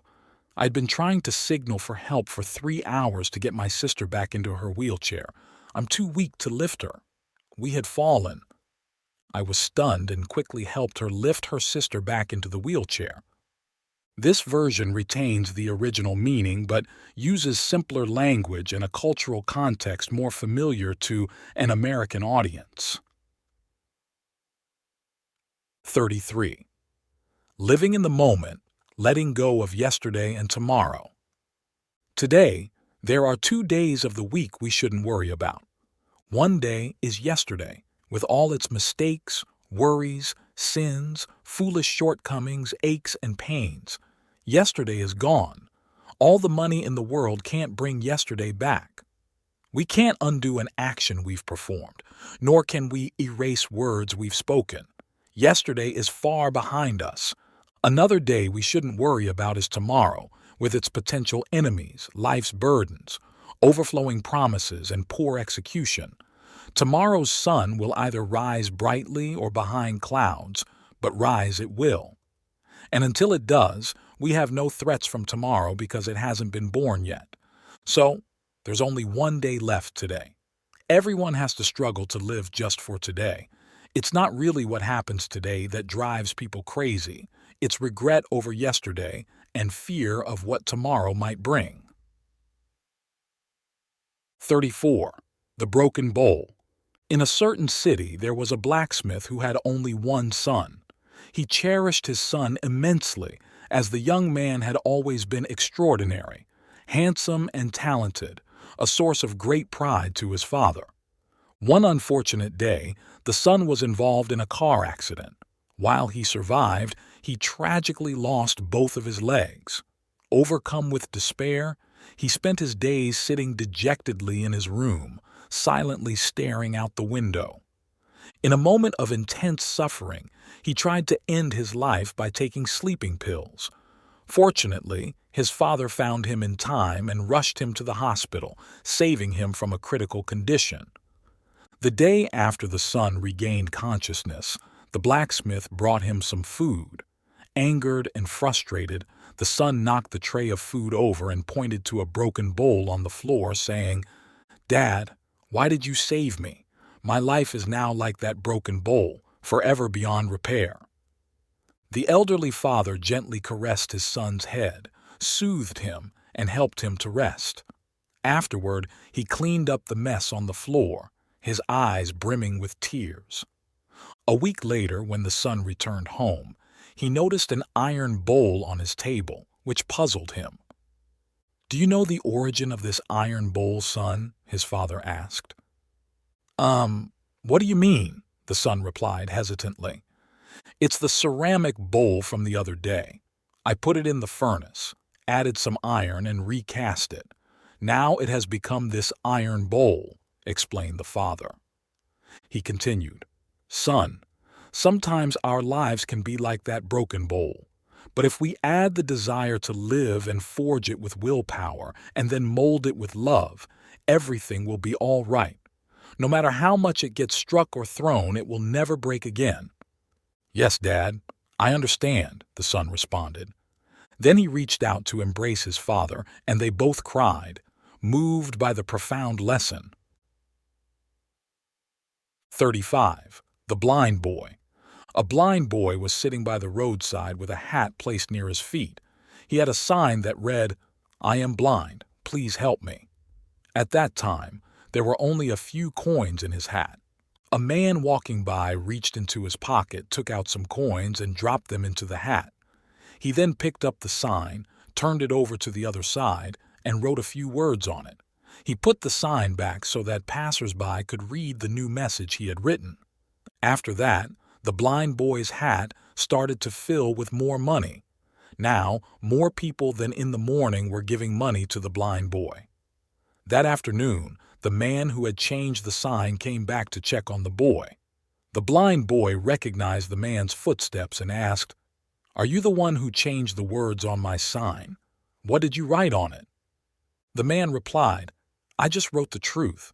What I wrote is similar to what your sign said, just in a different way." The man had written on the sign, "Today is a beautiful day, but I cannot see it." Do you think the boy's original message and the man's message convey the same thing? Of course, both messages let people know the boy is blind. However, the first message simply states that the boy is blind. The second message reminds people how fortunate they are not to be blind. Now, can you see why the second message, written by the man, was more effective in helping the blind boy? 36. Lesson on what money can't buy. There was a very stingy man who always saved and hardly spent any money. After a lifetime of saving, he amassed a great fortune. Unexpectedly, one day, death appeared to take him away. It was then he realized he hadn't enjoyed his money at all. Desperate, he pleaded, "I'll give you a third of my wealth for just one more year of life." "No," Death shook his head. "How about half my wealth for another 6 months?" he continued to beg. "No," Death remained unmoved. In panic, he offered, "Then I'll give you all my wealth for just one more day, please." "No," Death said, raising his scythe. The man desperately asked one last time, "Then allow me just a minute to write a farewell note." This time, Death nodded. Trembling, he wrote, "Please remember, all the money in the world can't buy a single day." You see, the value of time isn't measured in money. It's measured in the moments we are wasting.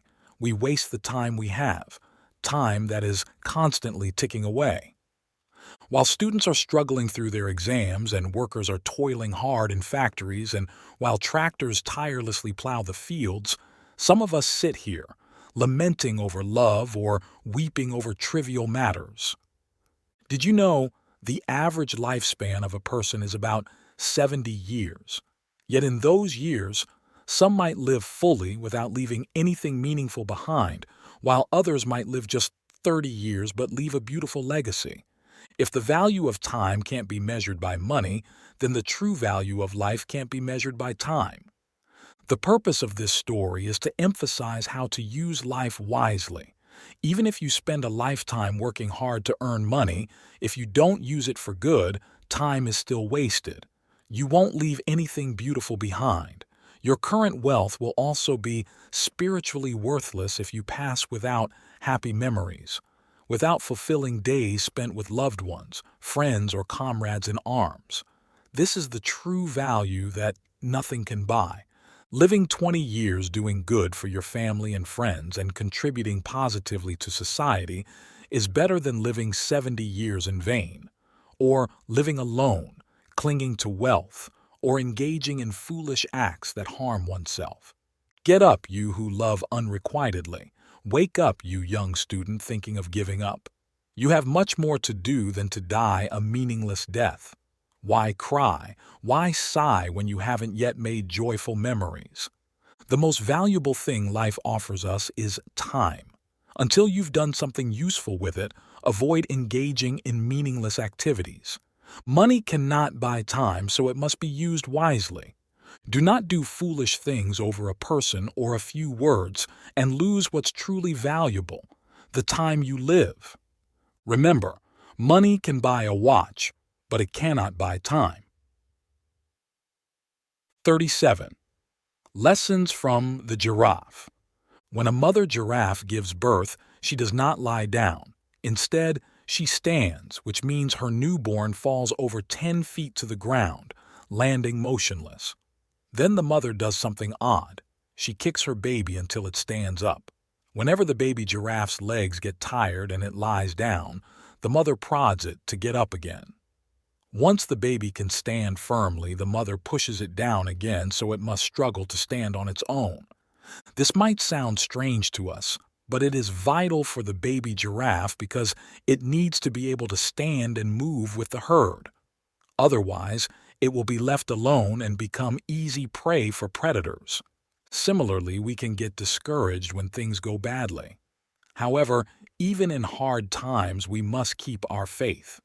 Remember that each time we face adversity, we have hidden strength inside us. Never let failure knock you down. Instead, let it teach you. This is the key to success. We are not defeated when we are beaten, but only when we give up. Thomas Edison once said, "I am not discouraged because every failed attempt is another step forward." 38. The secret mindset of millionaires. Live your own life. It's quite ironic that all parents claim to love their children dearly and want the best for them, yet they often do the opposite by taking away their children's right to live their own lives. Parents commonly set high expectations for their children without really understanding what their children actually want or what their natural inclinations are. They impose their own unfulfilled dreams and desires onto their children, forcing them to conform. As a result, our children end up living the unfinished lives of their parents, and their own lives remain undefined. When these children grow up and become parents themselves, they repeat the cycle by imposing their unrealized dreams on their children. This vicious cycle causes many to live lives not truly their own, fulfilling others' unfinished business. When we are born, we fear nothing. However, as we grow up, adults instill fears in us about everything around us. The restrictions set by adults lead us to limit our own demands, causing our potential to slowly diminish. Eventually, we find ourselves doing things we don't want to do just to please others. Almost all of us fall into this tragic pattern. If you can break free from these constraints, you will be able to live your own life. Living your own life is truly a challenge. It requires you to truly know what you want. Otherwise, you will end up living according to others' expectations. If you don't set expectations for yourself, others will impose theirs on you. Living your own life means taking responsibility for your own development, not fulfilling the desires of others.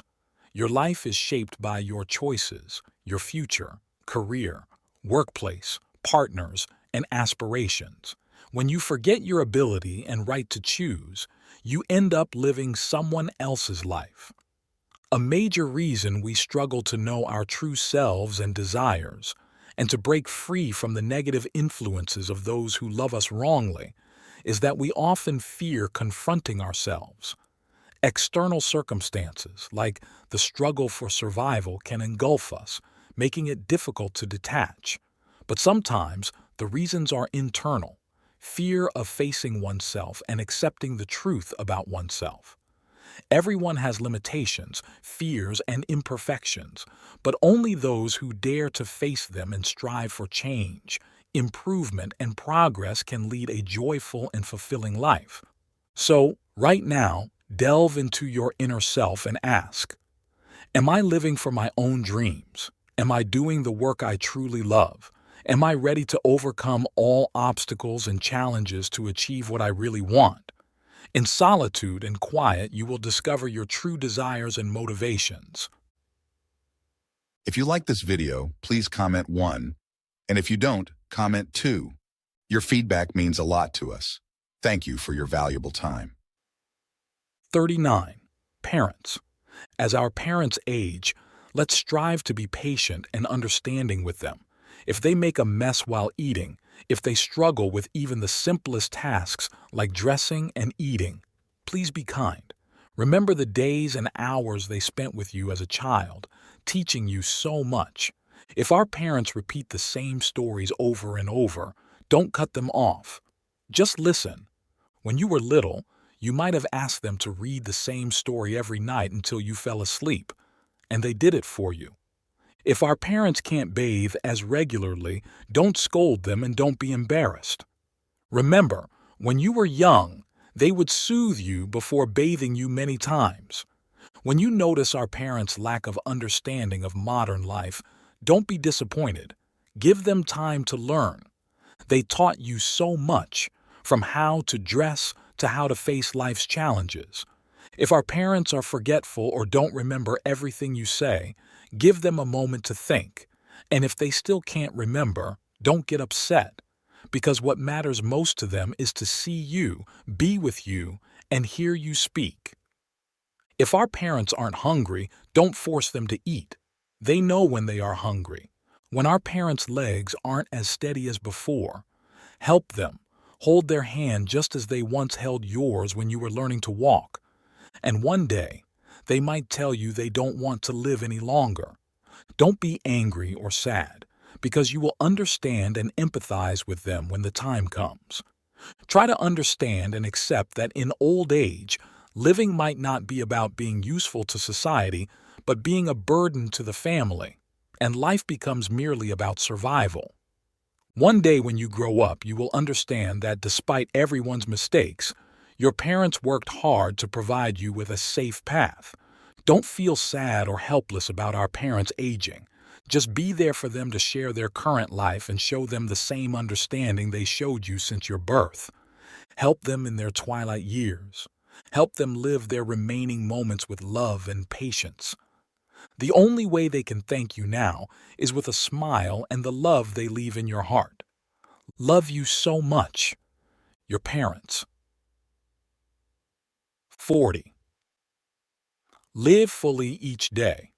At the start of the school year, Brian Dyson, the CEO of Coca-Cola, gave a talk to students about the relationship between one's career and other personal responsibilities.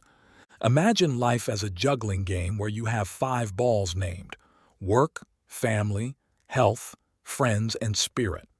You'll soon realize that work is a rubber ball. If you drop it, it will bounce back. However, the other 4 balls, family, health, friends, and spirit, are made of glass. If you drop one, it may get scratched, chipped, or even shatter. They will never be the same again. Understand this and strive to keep a balance in your life. What should you do? Don't undermine your worth by comparing yourself to others. We are all unique individuals. Don't set your goals based on what others deem important. Only you know what's best for yourself. Don't neglect what's close to your heart. Hold on to them as if they are integral parts of your life. Without them, life would lose its meaning. Don't let life slip through your fingers by dwelling on the past or dreaming of the future. Live your life one moment at a time. This is how you live each day fully. Don't give up as long as you have something to give. Nothing is truly over until you stop trying. Don't be afraid to admit that you are not perfect. This is what binds us together. Don't hesitate to take risks. It's through taking chances on life's opportunities that you learn to live bravely. Don't lock your heart away from love by saying you don't have time. The fastest way to receive love is to give it. The fastest way to lose love is to hold it too tightly. The best way to keep love is to give it wings. Don't rush through life so fast that you forget not only where you live but also where you are going. Don't forget that the greatest emotional need of a person is to feel appreciated. Don't be afraid to learn. Knowledge is weightless, a treasure you can always carry easily. Don't waste time or words carelessly. Once gone, you can never get them back. Life isn't a race. It's a journey to be savored each step of the way. The past is history. The future is a mystery. And the present is a gift from life, which is why we call it the present. 41. The power of focus. In a rural area, there lived a father and son who cultivated flowers in their large garden. The father was hard-working and well-recognized in the community for his success in gardening. His son, raised in a loving and materially sufficient home, was skilled in many trades and accomplished in various tasks. However, at the age of 35, he was still unknown in society. He often wondered why, despite his good deeds, he remained anonymous. Understanding his son's confusion, the father took him to the flower garden ready for harvest. He pointed to the biggest, most beautiful, and brightest rose in the garden and asked his son, "Do you know why this rose is bigger and more spectacular than the others? Is it because you bought a new variety?" "No," the father replied. "They are all of the same variety." "Then is it because you watered it more and gave it more nutrients?" "That's not it either. They all had the same care and growing conditions." "So the soil there must be better?" "You're wrong again. The soil is the same everywhere." The son was at a loss. He thought hard but couldn't figure it out. At that moment, the father explained calmly, "Have you noticed that this rose has fewer leaves and buds?" "Oh, right. But what does that mean?" "In this garden, this is the only rose I consistently check on. When I see many leaves growing around it, I prune them. When it sprouts many shoots and buds, I prune those too." The son began to understand, nodding repeatedly. The father continued, "All the roses live under the same conditions, but this one received special attention from me. I pruned its branches, buds, and leaves, so nutrients were focused on the flower, not dispersed elsewhere. That's why it's larger, more beautiful, and more vibrant." After a moment of reflection, he added, "Like you, son, you are very talented and capable of doing many things, but you remain like everyone else because you lack focus, your energy and time scattered among too many things. You need to decide what you want to become in the next 5 years. What are you most passionate about? What keeps you up at night? What are you willing to endure hardships for? Then you will be successful, my son." At that moment, the son understood his problem. He cried, knelt down, kissed his father's hand, and thanked him for the story that helped him see life better. So, my friends, everyone has many interests and choices in life and career. But if you don't know how to give up some to focus on what you really want, you will always remain unknown. 42. Don't be quick to judge. A doctor rushed to the hospital upon receiving a phone call. He quickly donned his surgical attire and headed straight to the operating room. There, the father of the boy about to be operated on was waiting at the door. Seeing the doctor, the father immediately asked, "Why are you only getting here now? Don't you know my son is in critical condition? Do you even take your professional responsibilities seriously?" Calmly, the doctor replied, "I'm sorry, I wasn't on call, so I wasn't at the hospital. But I came as soon as I was notified, and right now, I need a moment to focus and prepare for the surgery." The father, angry, retorted, "Focus? If it were your child in the emergency room, could you remain calm? What would you do if your son were about to die?" The doctor smiled and responded, "I would say what Job said in the Bible, 'Naked I came from my mother's womb, and naked I will depart. The Lord gave, and the Lord has taken away. May the name of the Lord be praised.' Doctors can't always save lives. Please go pray for your son. We will do our utmost and rely on God's grace." "It's easy to give advice when you're not personally involved," the father complained. The surgery room doors then closed. The doctor worked diligently for hours in the operating room. Afterward, he left the surgery room with joy. "Thank God, your son has been saved. If you want more details, ask the nurse who just assisted me." Without waiting for the father's reply, the doctor continued on and left the hospital. Upon seeing the nurse appear, the father immediately remarked, "What kind of person is so arrogant like that? He didn't even take a few seconds to update me about my son's condition." The nurse, tearfully bending down, emotionally replied, "The doctor's only child died yesterday in an accident. Today he was taking care of his son's funeral arrangements. Yet he came immediately after receiving the call to save your son. Now he must continue handling the affairs for his beloved child. Don't judge others hastily. You never know what their life is like or what is going on in their minds and what challenges they are trying to overcome." 43. Don't wait. When I was younger, I used to dream that having a cozy house and a loving family would be all I needed for happiness. But even after achieving these things, I still wasn't fully satisfied. I felt the need to do more because my children were very young and the responsibilities of being a wife and mother weighed heavily on me.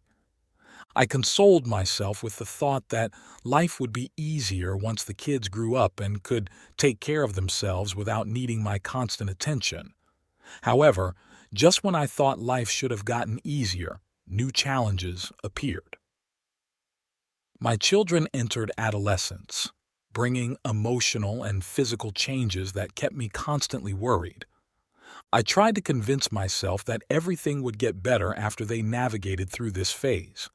Time and again, I imagined a perfectly happy and peaceful life when my children were settled, when my husband and I got a new car, or when we retired. But the truth is, there's no better time than now to feel happy.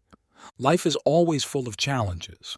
To survive, we must strive to overcome them, but we should not forget to enjoy the joy and happiness in life. Alfred de Souza once said, "I used to think that if I could just get through the immediate challenges, things would get better. I'd have time for myself and be happy." But the obstacles seemed endless, one after another: unsigned contracts, deadlines to meet, debts to pay. And so, the life I was waiting for remained just a promise somewhere in the future. Eventually, I realized that these new challenges were my life, and whether it was good or happy depended entirely on my thoughts and how I lived. Indeed, happiness isn't hidden in some distant, mystical place. It's right on every path we take. So, cherish every moment of life. Don't wait for a milestone that might bring you a new life of your own. Don't wait until you graduate, buy a new house, get married, or when the kids are grown, because it doesn't really matter. Don't wait for spring to end, summer to arrive, autumn to pass, or winter to finish. Not until you retire or are reborn in another life to learn this lesson. There's no better time than now to be happy. If you find these stories inspiring and they motivate you to take action, please comment 9. If not, comment 0. Your feedback means a lot to us. Thank you for your valuable time. 44. What we can learn from geese. In the fall, have you ever noticed geese flying south in a V formation and wondered why they do that? When each goose flaps its wings, it creates an uplift for the one behind it. By flying in a V formation, the geese save 71% more energy than if each flew alone. Being part of a team means sharing common goals. We can reach our destinations faster and easier because we rely on each other's support. If a goose strays from the formation, it quickly feels the drag and difficulty of flying solo and promptly returns to benefit from the group's power.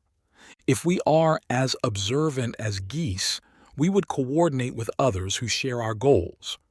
When the lead goose gets tired, it rotates back into the formation, and another goose takes the lead. Rotating leadership and sharing difficult tasks benefits everyone. The encouragement from the group supports those leading the way, helping them maintain their strength instead of facing constant pressure and fatigue. Finally, if a goose falls ill or is injured, 2 other geese will fall out of formation to help and protect it. They stay with the injured goose until it can fly again or dies. Then they join another formation or catch up with their group. If we adopt the spirit of geese, we'll stick together through hard times. Next time you see a group of geese flying, remember that you are privileged to be part of a community. 45. A $1 million idea. At the end of the last century, Charles Schwab was the wealthiest man on the planet. One day, a young man approached him and said, "Mr. Schwab, I have an idea that I believe can save you several precious hours every day. I think it's so great that I want to give it to you, and all I ask is that you try it for 1 month, then pay me what you think it's worth afterward." Charles Schwab agreed to the proposal, and a month later, he paid the young man $1 million. Are you curious about what the idea was? It's incredibly simple yet powerful. At the end of each day, write down the 5 most important things you need to do the next day. And to make it crystal clear, just go ahead and do them. You might be thinking, is that it? A multi-million-dollar idea that even a 5-year-old could think of? I don't blame you. I thought the same when I first heard about this $1 million idea. But then I tried it. And here's why it's truly brilliant. It prioritizes your tasks. How many items do you allow on your list? Only 5. Never more than 5. And they have to be the most crucial ones, not the easiest, quickest, or most urgent. It allows for reflection. Imagine you've had a really busy day, and when you look back at your top 5 list, you've only completed 3 of them. Do you feel disappointed or upset? No need to. In fact, you might even be pleased because now you know what the top 2 tasks for tomorrow are. It demands action because you're using the top 5 important tasks list as the basis for your actions the next day, and they are incredibly clear. 46. Stay calm at life's crossroads. Growing up, I always thought that doing well in school would mean an end to hardships, but nothing in life is absolute. Throughout my life, the idea that good grades equal sign happiness gradually got replaced by other concepts that don't necessarily include being academically excellent. Both of my parents were war veterans. They were no strangers to courage and sacrifice, having spent their youth in the war along the Truong Son Range, enduring hunger, malaria, and exposure to chemical agents.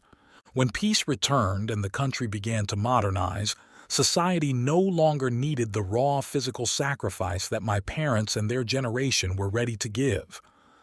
With the modest income from my family, my father's war injuries, and a younger brother affected by Agent Orange, my childhood involved selling lottery tickets, doing odd jobs, and scavenging through garbage. On rainy days, my mother and I would sift through trash bags in the rain, searching for items that, though discarded by others, could be recycled somewhere else. Some people would shoo us away, fearing the stench would invade their homes. Back then, I believed I had to excel in school for my parents' sake. My mother always said that doing well academically would lead to a better life, and I took this as a rule, a guiding principle for my life.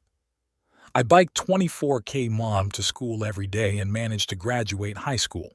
On the day of my university entrance exam, I wore an old pair of trousers from a friend of my mom's. They were too big, and I had to adjust them oddly, which made them sit crooked. People looked at me strangely. Overcoming my insecurities, I passed the exams for both a university and a community college. I chose the community college because the program was shorter. During those 3 years, I struggled to support myself. To cut costs, I skipped breakfast.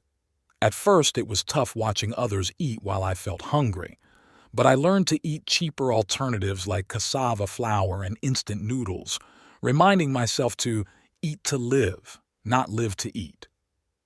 Eventually, I started doing part-time jobs, cooking for classmates who were better off. I shopped for groceries, cooked meals, and washed dishes for 4 roommates in exchange for free meals. Later, I tutored and worked in a bar, facing numerous hardships. After graduation, I earned a decent diploma. Many might think that with my knowledge and family background, I would enjoy a happier time, as I had hoped. But life didn't turn out that way, and I grew increasingly disillusioned, realizing not only were my parents wrong in their beliefs, but so was I. However, what is prolonged eventually becomes a habit. I accepted the realities and the injustices of life, but life isn't just about enduring. The more you tolerate, the more you get suppressed. The tears I shed today are not the same as those from my childhood when people chased us away while picking trash. These are the tears of a 30-year-old man, bitter and heart-wrenching, screaming in frustration. I am a person ready to sacrifice. Love for someone is sacred and irreplaceable, but I had to sacrifice because it wasn't right for my family's situation. A beautiful wife with a good job is great, but she isn't the one who will take care of my war-injured parents when they are old and frail. I chose a love suitable for my circumstances, not just for myself. Young people, you have more opportunities today than I ever had. Life will present you with many crossroads. Stay calm and make wise choices for your path. 47. 8 essential principles for success. 1. Balance family and work. Work is important, but it shouldn't overshadow family, which is crucial for success. A supportive family provides the foundation for good work. Remember, your efforts should benefit not only yourself, but also your family and community. The key to life's success is balancing work and family under any circumstances. 2. Value time. Make time for work, rest, and spending moments with family and friends. Review your recent activities and plan your future ones to create a balanced schedule for work and everyday life. Appreciating your time can lead to a more comfortable and meaningful life, so never waste time for any reason. 3. Uphold principles and beliefs. Life without principles won't lead to peak success. Principles help structure your life and work, increasing efficiency. Distinguish between principles at work and those in your personal and family life. Appropriate and scientific principles are essential for success in modern life. 4. Passion, action, and persistence. Time lets you pursue your desires. Principles ensure they're pursued scientifically. Passion drives action and enhances persistence, helping you overcome obstacles and failures. True persistence pushes setbacks aside, clearing the path for future successes. 5. No regrets. A secret to success is living without regrets. Life will have its downsides and missed opportunities, but don't dwell on them. Instead, treat past losses as lessons and strive for greater achievements. 6. Don't overreach. Warren Buffett, one of the wealthiest people, once said he prefers stepping over low hurdles rather than high ones. Overly ambitious plans can lead to exhaustion and disillusionment. Choose attainable goals that add meaning to your life and gradually work towards larger aspirations. 7. Never rest on your laurels. Success comes to those who strive continually and desire more from life. If you stop learning after reading one book, you won't gain further knowledge or skills. Life is full of challenges. Always be prepared to meet them. Constantly plan new goals and work to achieve them. That's the mark of true success. 8. Dare to dream and act. When starting any task, consider the risks and bravely face them. Remember, you can achieve anything you set your mind to. Ignore those who say you're not smart enough or that an idea is foolish. Your life is yours to shape, so don't just think, act. Principles, belief in yourself, and determination will help you undertake and complete your dreams, regardless of the outcome. 48. The power of water. A smart, outspoken boy who was quite stubborn and opinionated often ended up arguing with his friends. One day, after a fight when no one sided with him, he stormed home upset. His older sister noticed his mood and asked, "What's wrong?" "Just leave me alone. I'm really angry," he replied. "Did you get into a fight?" "They were all being unreasonable, so I reacted." After thinking for a moment, his sister suggested, "It's stuffy in here. Let's go to the garden and talk." In the garden, she started a fire with some dry leaves. As the flames grew, she took an ice cube from the freezer and tossed it into the fire, saying, "It is said that water and fire were once enemies. Water, seeing how fierce fire was and feeling weak, turned itself into ice, hoping to use its solidity to defeat the fire. The ice melted into water and evaporated immediately, but the fire kept burning." She continued, "But as soon as the ice touched it, it melted and vaporized." Then, grabbing a garden hose, she extinguished the fire with a gentle spray of water. "In the end, it was the gentleness of water that put out the fire," she explained. The boy fell silent, reflecting on her words.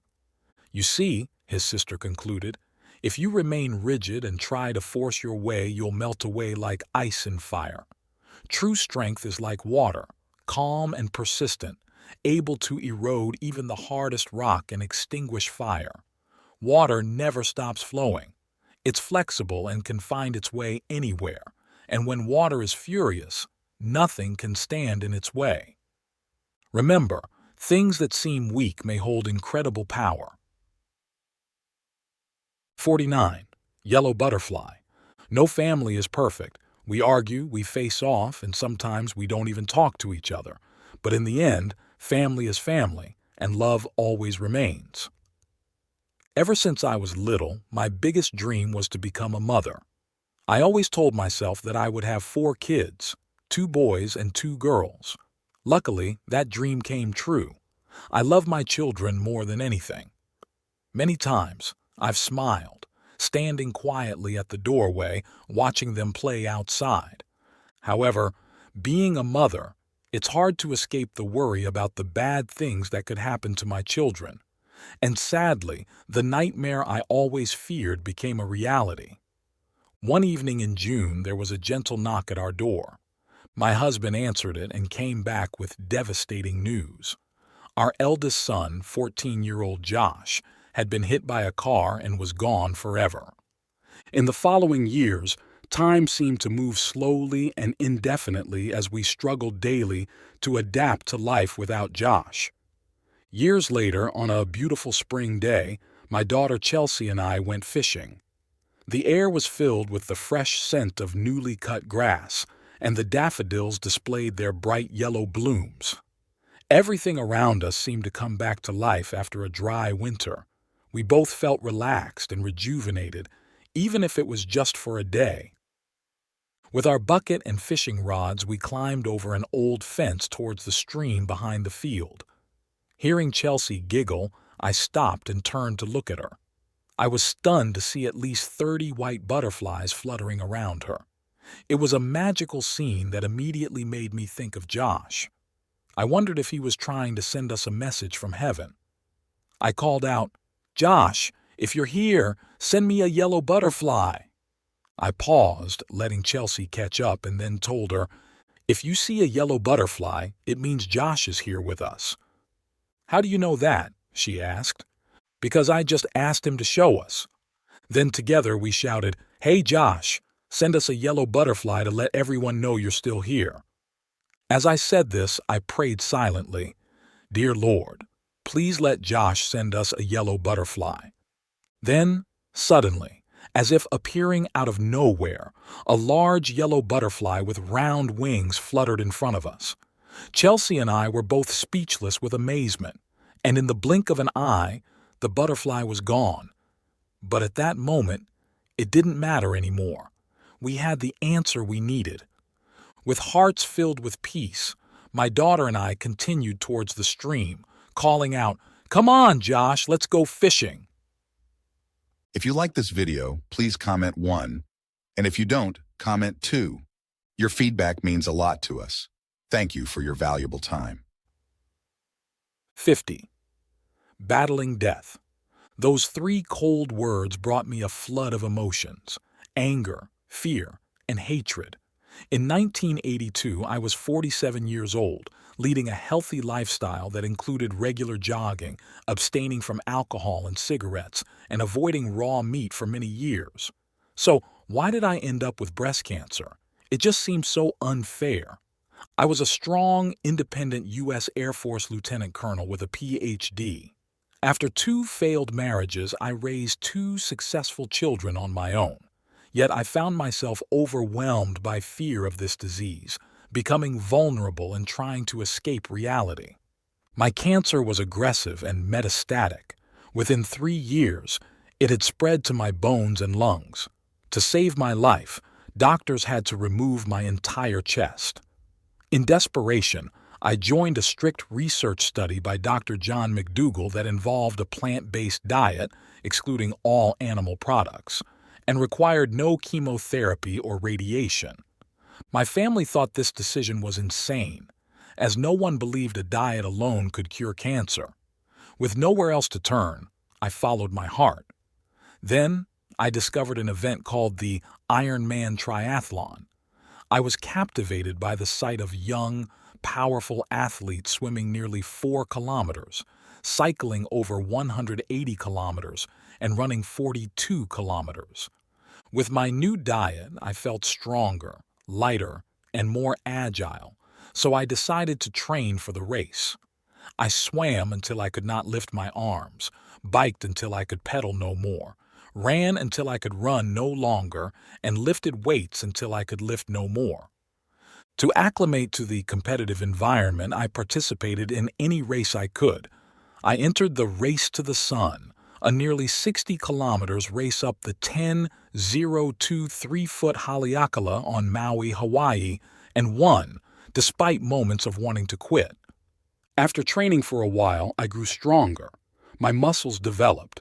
The red spots on my bones, signs of metastatic cancer, disappeared, and the tumor in my lungs remained the same size. I no longer needed chemotherapy or radiation, and I could continue the diet for the research project. The only reminders of my cancer were 2 bright red scars on my chest, leaving it as flat as a teenager's. I decided to undergo cosmetic surgery to regain a normal body appearance. Now, 20 years later, there are no signs of cancer left. I still follow the diet, feeling healthier and more balanced than ever. My bone density increased in my 50s and 60s, a phenomenon often deemed impossible, since most people expect their bone density to decrease with age. My blood pressure is 90/60. My cholesterol is under 150. I have 15% body fat, and my iron levels are optimal. To date, I have participated in the Ironman triathlon 6 times, along with over 100 smaller triathlons, 77 trail runs, and hundreds of shorter running competitions. In 1999, I was voted one of America's 10 fittest women by Living Fan magazine. In February 2000, at the Age of Balance competition, my score matched that of a 32-year-old. My aerobic capacity is on par with a 16-year-old. I want to share my story of lifestyle change to conquer illness with the hope of empowering more people to fight disease and reclaim their lives from the grip of death. 51. Starting over. 3 weeks ago, I lost my husband, who I had been married to for 25 years. Now I have to run our business and take care of both the household and family matters by myself. People say I'm handling it very well.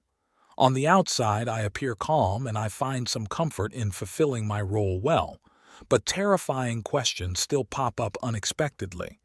Can the business sustain me and my daughter Lexi without Paul's support? What will we do if we have to sell the house? What I fear most is giving in to this pain, wallowing in sadness alone, possibly falling into a pit of darkness and despair from which I might never recover. I know I need to do something. Years ago, Paul and I were impressed by a man named Tim Peering, who helped many people overcome their fears by facing what they feared most. I decided to meet this man. That Saturday, I drove to Tim's office in Sierra Madre, located on the gentle hills below the San Gabriel Mountains in Southern California. Tim, a tall man with a kind heart, asked me a few questions, listened to me for a while, and then asked if Paul would have wanted to see me in constant sorrow. No, I don't think so. Actually, I'm sure he would have objected. I believe he would have objected, and I really think I can help you, Diana. You can tell me about the pain you're experiencing, and I can help ease it. Would you like to try? Yes, I replied reluctantly, as if trying to hold on to the pain as a testament to my loyalty to Paul, even though I knew he would want me to move on and be happy. Pay attention to what you're thinking, Tim said. All those fears and worries are like noise from a radio, right? Among all these thoughts, fear makes you the most vulnerable. It not only drains your energy but also causes you to miss out on many great opportunities. Think about how often fear has held you back. If you're committed, I can guide you through a short course to help you utilize your abilities to do what you desire. Essentially, what's about to happen is you'll see a new image of yourself, seeing how you can act despite what's on your mind. The mind may scream in protest, but you keep moving forward and doing what you want despite the turmoil inside. Tim then took me to a nearby mountain area in his truck. He drove up a hillside and parked. He brought out ropes and other equipment from his specialized sports vehicle, then led me to a bridge over a dried-up creek about 100 meters below. I saw Tim attach a pulley to the bridge and to himself, then thread a rope through it. Suddenly, he climbed over the bridge railing and slowly descended into the canyon. When he climbed back up the hill, he called out, "Do you want to try?" "I guess not." Tim climbed over the railing again, showed me how he could ascend and descend using the pulley, and demonstrated how securely the rope was tied. It all seemed very safe, and I began to feel like I might be able to do it too. I said I would try it someday. Seeing the fear on my face lessen, Tim quickly attached the necessary equipment to me, tied the rope to a harness around my body, and showed me how to operate the pulley slowly and then stop as I descended. He also secured himself with a safety line. "Now, you just need to step over the railing." "That sounds easier said than done." I had never felt more terrified. I had always been scared of heights and often had nightmares of teetering on cliff edges or at the edge of a window. Just thinking about standing outside the railing was enough to make me shudder. Slowly, very slowly, I stepped one leg over the railing, muttering, "Oh God, I'm so scared." Tim held my hands, still clinging to the railing, as I tried to lift the other leg over. I leaned toward him to feel safer. My heart was pounding and I began to sob. "Forget everything. It's your choice, Diana. You don't have to do this." I suddenly realized that no one was forcing me to do this. I had come for Tim's help. I felt that if I could just do this, everything would change. I decided to try again. "Okay, I'll try. I've made up my mind. Just use one hand and hold the rope tightly so you don't slide down before you're ready." I was trembling like a scared little lamb, but I followed Tim's instructions to let go of one hand from the railing. Then the crucial moment came. I let go of the other hand and I swung in an arc over the canyon. So far, so good. "Now, lower yourself about half a meter, slowly." I did just that. At that moment, my fear turned into immense excitement. Using the pulley became very easy for me. It took quite some time, but I eventually reached the canyon floor, enjoyed the surrounding scenery, and relished overcoming my own fear. Tim slid down to meet me. "Look what you've done, Diana. You've made it." Indeed, I had. If I could do this, I could do anything. I felt invigorated and stronger than ever. Then, Tim took me to a shooting range and taught me how to shoot an automatic pistol. This was something I had never thought about before. Now, I realized that Tim wanted me to experience a different kind of fear from the fear a woman suddenly widowed might face. It was a sense of physical, not just mental, existence. I felt rejuvenated. "Diana, you just did what you thought you could do. This is a new benchmark that allows you to reach new heights in every action, even when you're afraid. Whenever you face a difficult task, just think of this experience, and then all challenges will become easier." This was just a small act of rappelling down a bridge, but it will help you handle terrifying situations in the future. No matter what you think, you can do anything because you've decided. You've opened the door to turning your dreams into reality, Diana. 52. The Desert Pump. A man found himself lost in a vast desert. Exhausted and parched, he was desperate for just a sip of water. After walking until his feet were sore and swollen, he stumbled upon an old, tattered hut with no windows. Inside the hut, he noticed a rusty old water pump in a dark corner. The man hurried over and grabbed the handle, pumping hard. However, not a single drop of water came out. Disappointed, he looked around and spotted a small jar. After wiping the dust off, he read a message scratched into it with a rock. "Pour all the water in this jar into the pump, and before you leave, remember to refill the jar." Opening the jar, he indeed found it filled with cool water. Suddenly, he faced a dilemma. If he drank the water, he would survive, but if he poured it into the rusty pump, it might yield fresh, plentiful water from the ground. After pondering both options and considering the reliability of the old instructions, he decided to risk it all and pour the water into the pump. He pumped once, twice. Nothing happened. Panicked but unwilling to give up hope, he kept pumping, and finally, fresh and cool water began to flow. The man quickly filled the jar and drank. He then filled the jar again for anyone else who might find themselves lost as he had been. He sealed the jar and added a sentence below the original message. Follow the instructions.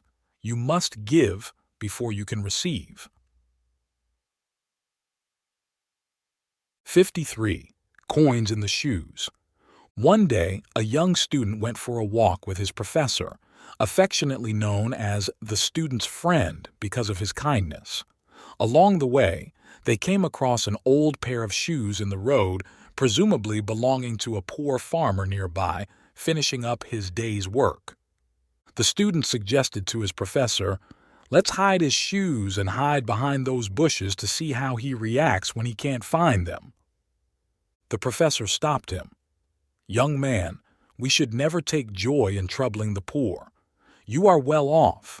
Why not find a greater joy through this farmer? Put a coin in each shoe and see his reaction." The student did as instructed, and they hid nearby. Soon the farmer finished his work and came to where his shoes and coat lay. As he put on a coat and slipped his foot into one shoe, he felt something hard and discovered a coin. Shocked, he looked around, but seeing no one, he kept the coin and proceeded with the other shoe. Finding another coin, he was overwhelmed with gratitude. He knelt down, looked up to the sky, and thanked God aloud for this timely gift that would help his ill wife and hungry children. The student was deeply moved, tears streaming down his face. The professor asked, "Do you feel happier now than if we had played a prank?" The young man replied, "Professor, you've taught me a lesson I'll never forget. Now I truly understand the meaning of it is more blessed to give than to receive." If you find these stories inspiring and they motivate you to take action, please comment 9. If not, comment 0. Your feedback means a lot to us. Thank you for your valuable time. 54. Mother's intuition. I looked at the clock. It was nearly 4 p.m. Time for me to leave the hospital. I had been coming here frequently ever since my child was admitted. When Lisa caught a cold that wouldn't go away, I took her to the hospital, and the pediatrician noticed her irregular heartbeat. "It's probably nothing serious," he reassured me, "but I think she should be thoroughly examined." 2 days later, my husband and I took Lisa and our other 4 children to a hospital in Denver. We planned to make it a fun trip with museum visits and a lunch out. However, we ended up spending our mealtime in the hospital cafeteria while waiting for Lisa's ECG and chest X-ray results. Eventually, the doctor told us Lisa had a condition called patent ductus arteriosus. Before a baby is born, blood circulates through the lungs. But when the child is born and starts breathing, this temporary blood vessel should close, he explained. In Lisa's case, it hasn't, so her body isn't getting enough oxygenated blood. She needs surgery.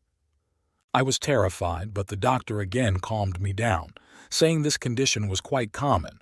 Lisa was hospitalized and her surgery was scheduled for the next week.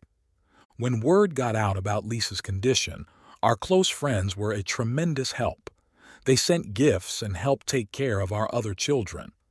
I found myself shuttling between home and the hospital. Every evening after Lisa fell asleep, I would drive home, only to return before she woke up at 5 a.m.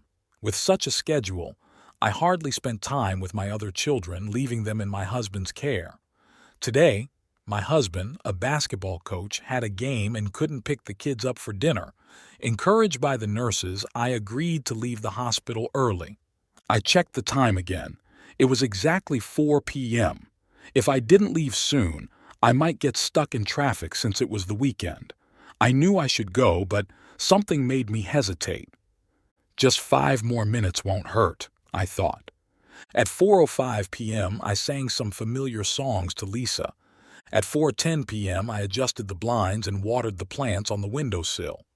At 4:15 p.m., I knelt to wind up Lisa's music box. She seemed unwell. Her lips were slightly blue and her breaths were shallow. Panicked, I hit the alarm button. A nurse came running. She patted my shoulder and said, "Your daughter is fine. You need to go home to your other kids. We'll take good care of Lisa." I knew she was wrong. I ran to the nurse's station. "Please come check on her," I begged. "Something is really wrong with my child." A nurse looked up. "Don't worry, we just checked her. She's fine. Someone from the next shift will check on her again soon after we complete our report. Go home and don't worry." At that moment, I was overwhelmed. "Someone help!" I screamed as I ran down the hospital hall. The cardiac doctor's office was far from the patient rooms. His secretary jumped up, trying to stop me as I burst through the door, but I had already grabbed the doctor's hand. "You must come with me right now," I sobbed. "No one is listening and my daughter is dying." "You're too stressed," the doctor said, "but all right, I'll come with you." I dragged him through the hall. Just one look at my frail daughter was enough for him to spring into action. Immediately, the room was filled with doctors and nurses. Huddled in a corner to give them space, I was frantic as I heard them talk. Low heartbeat, immediate surgery. Good thing it was caught in time, or she might not have survived. Thanks to my reluctance to leave and that timely discovery, my daughter's life was saved. It truly was a miracle. Sometimes, miracles happen through a mother's intuition. 55. 20 years of wearing iron armor, extracting bile. A friend asked me to look after his bear farm for a few days, so I went to his villa located in the northwest part of the city. At midnight, I found it hard to sleep in the small attic room. The continuous mountain winds sounded like they carried pain and despair. Suddenly, I heard a faint noise and a call. Sitting up, I asked, "Who's there?" The silence that followed was eerie. Gathering my courage, I opened the door to find a little bear cub outside. Its chubby body was curled up with soft fur. It looked at me and made small sounds, calling softly, "Bear, bear, come here." I spread my arms and the cub crawled towards me, placing its tiny paws on me. It licked my hand with its warm tongue. In the morning, Mr. Zhang, a worker, took me to see the bear cages. I was led to a sturdy, spacious structure spanning thousands of square meters. Inside, there was a large area holding 6 cages, each containing a black bear. Each bear wore a glowing device. Mr. Zhang explained that these were tools used to extract bear bile. He mentioned that bear bile currently sold for about 300 yuan per gram. He then brought me to a cage, raised his hand, and said, "Let's begin the extraction." I watched as 2 strong workers tightly bound the bear's legs. A rope tied to each side of its abdomen was connected to a pulley. They began pulling the ropes, tightening the bear's abdomen, and painful moans were heard. Suddenly, the bear let out a tragic scream. Despite its restraints, it managed to scratch its face and emitted horrifying sounds. Steel tubes were lowered, and a greenish substance flowed out. As the workers loosened the ropes, the bear's screams continued. Tears streamed down the bear's face and it clenched its teeth, enduring unbearable pain. Horrified, I couldn't watch any longer and turned away. Then, I realized that the night screams I had heard were the agonizing cries of the bears. As we left, I shakily asked Mr. Zhang, "Do you have any humanity? These are living beings." He calmly replied, "There's no other way. We do this to survive." Later, when I had calmed down a bit, I asked him how often they extracted bile. He said it depended on the situation, sometimes twice a day, sometimes every 2 days, and that a bear could produce about 2,000 grams of bile annually for up to 10 years. My heart nearly broke hearing this. It meant a bear would endure this torture twice a day for 10 years, suffering 7,200 times. Mr. Zhang then said we couldn't leave because a cub needed a minor surgery. Reluctantly, I followed him back to the cages, where 4 workers restrained the cub. The little bear looked at us fearfully. When it met my eyes, there seemed to be a plea for help. My eyes welled up too. Mr. Zhang ordered the surgery to begin, and the cub despondently hugged its head as the screams started again, some of the most heartbreaking I had ever heard. Suddenly, a loud cry came from a large bear in a cage, startling the workers holding the cub. I froze. The large bear rushed to the cub and tried unsuccessfully to free it. It could only kiss and cuddle the cub, licking its tears and softly comforting it. The cub continuously cried for its mother and for help. Then, in a frenzy, the mother bear tightened its grip on the cub's neck, screaming and struggling until the cub's body went limp. Releasing her grip, she looked at her dead child and wailed in agony, unable to save her child from further pain.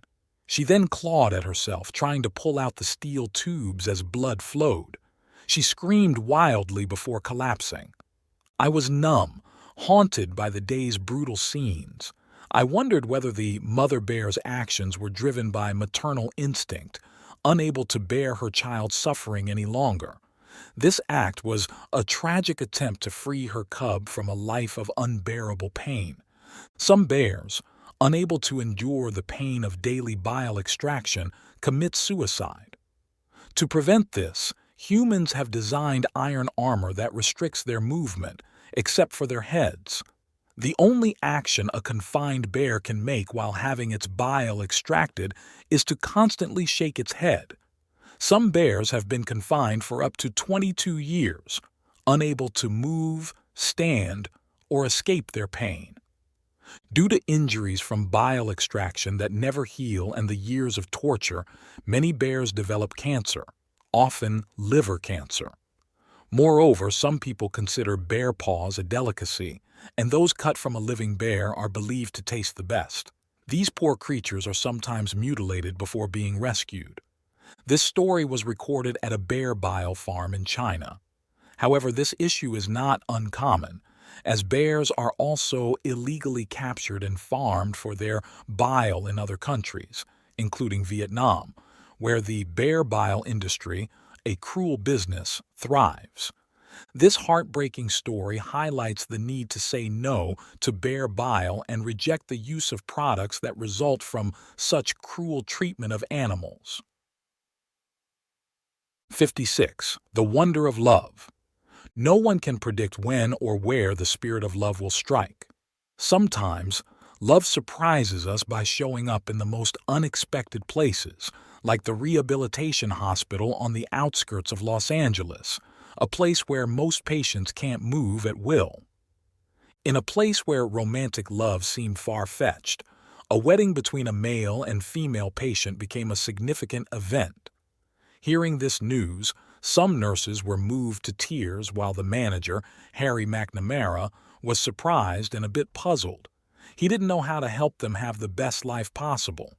But from that moment, he decided to support their love and consider these days some of the best in his career as a hospital manager. The story began one morning when Michael, a wheelchair-bound patient dependent on a ventilator, rolled up to Harry's office door. "Harry, I want to get married," said Michael firmly. "Get married?" Harry was shocked and wondered if Michael was serious. He quickly asked, "To whom?" "I'm going to marry Juana," Michael replied. "We truly love each other." Harry was speechless. Love? It seemed that Cupid's arrow had indeed found its target in this rehabilitation hospital. It had pierced through 2 bodies nearly powerless against their ailments and touched their hearts, despite the sad fact that both could neither eat nor dress themselves, depended on ventilators, and were almost certainly never going to walk again due to Michael's spinal muscle atrophy and Juana's multiple sclerosis. Sensing Harry's skepticism, Michael showed him the wedding rings as proof of his serious commitment, his face brighter than it had been in years. The staff were now interacting with a sweeter, kinder Michael than the grumpy, irritable one they knew before. However, no doctor or nurse dared criticize Michael's difficult nature when they knew the tragic circumstances he had endured. Born with a leg deformity, Michael was abandoned by his parents. He grew up in an orphanage, relying on the kindness of strangers. But fate was not done with him yet. Michael frequently suffered heart attacks, possibly due to his frailty at birth. Over the years, Michael spent most of his life in a charity medical center. His condition and loneliness eventually turned him into a pessimist. While at the center, Michael was very close to Betty Vogel, a 70-year-old volunteer. He regarded her as his mother, the one who made him feel loved and cared for. At the center, Michael once met a wheelchair-bound girl he was impressed with. She was gentle, with a soft voice and deep blue eyes. When Michael intended to get to know her, he learned she had moved elsewhere. She had only been at his center for a day, a too brief period to start a relationship. Soon after, the center closed, and Michael was transferred to this rehabilitation hospital. He had to leave familiar roommates and, worse, Betty, the mother figure in his life. From then on, Michael's life turned into long, gloomy days.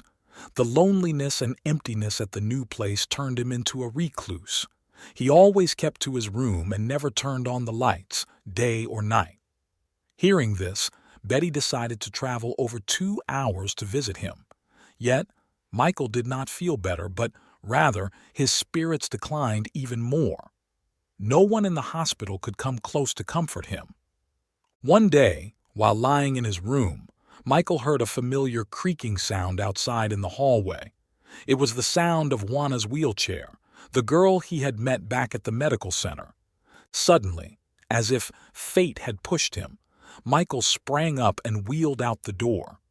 The moment his eyes met Juana's face seemed to stop the world. Perhaps this was the moment God intended to completely change his life. Juana breathed new life into Michael's bleak existence. Michael again began to notice the clouds and the clear blue sky. Life became beautiful again, with many new joys. He started participating in hospital recreational programs and talking more with others. His once gloomy room was now always lit and filled with sunlight. As time passed, the bond between Michael and Juana deepened. Their physical pain no longer mattered as the two unhappy souls found harmony in each other. Michael could not wait any longer to fulfill his greatest wish, to propose to Juana, a patient who had been wheelchair-bound since she was 14. From childhood, Juana had faced many health challenges.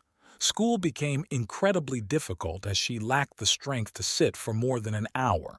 Seeing her academic performance instead of understanding and treating her, her strict and fierce father often beat her. This made her live in constant fear that even her mother might one day abandon her. Therefore, on days when her health was relatively good, the poor girl struggled to do all the housework like a servant girl. At 13, she underwent a tracheotomy to breathe. It was during this hospital stay that doctors diagnosed her with multiple sclerosis. A year later, Juana was wheelchair-bound and had to frequently visit hospitals for treatment. A year ago, Juana had been transferred to this hospital for inpatient treatment. Knowing her condition well, when Michael proposed, she couldn't help but worry. The girl, newly acquainted with love, was confused about whether she could recover from heartache if it was just Michael's cruel joke. "Michael says he loves me, and I'm very scared," Juana said. "At that moment, I thought he was just playing with his feelings, but looking into his eyes, I saw sincerity." Eventually, Juana accepted, and they planned their wedding for Valentine's Day. On that day, Juana looked beautiful in a white satin wedding dress, adorned with pearls and a skirt wide enough to cover her wheelchair and ventilator. Manager Harry, proud to officiate, led Juana into the hospital's common room, turned into a small chapel with a priest invited to perform the ceremony. Despite the joyful occasion, Juana's face was wet with tears, tears of boundless happiness. Groom Michael was bright in a white shirt, wearing a black robe and a neatly tied bow to conceal the tracheotomy scar. Like Juana, he beamed with overflowing joy. Nurses filled the windows, patients crowded the room, and hospital staff packed the hallways. Everyone gathered to witness the most sacred moment, a fairy tale ending to a miraculous love story. It was indeed a miracle, as the hospital had never seen a wedding like this before. The wedding was not only a happy moment for the couple, but also a joy shared by everyone at the hospital. Janet Yamaguchi, head of the hospital's entertainment department, had carefully arranged everything. The staff pooled money to buy white and red balloons, selected matching flowers, and prepared a romantic leaf-strewn aisle. Moreover, Janet asked the hospital's chef to make a 3-tiered lemon-flavored wedding cake. The ceremony went smoothly. Janet used a white satin ribbon to tie the couple's wheelchairs together, symbolically marking the romantic moment forever. After the ceremony, the priest emotionally stated, "I've officiated thousands of weddings, but this is the most wonderful one for me. Both have overcome seemingly unbreakable barriers to be together. Their love is beautiful and pure." If you like this video, please comment 1. And if you don't, comment 2. Your feedback means a lot to us. Thank you for your valuable time.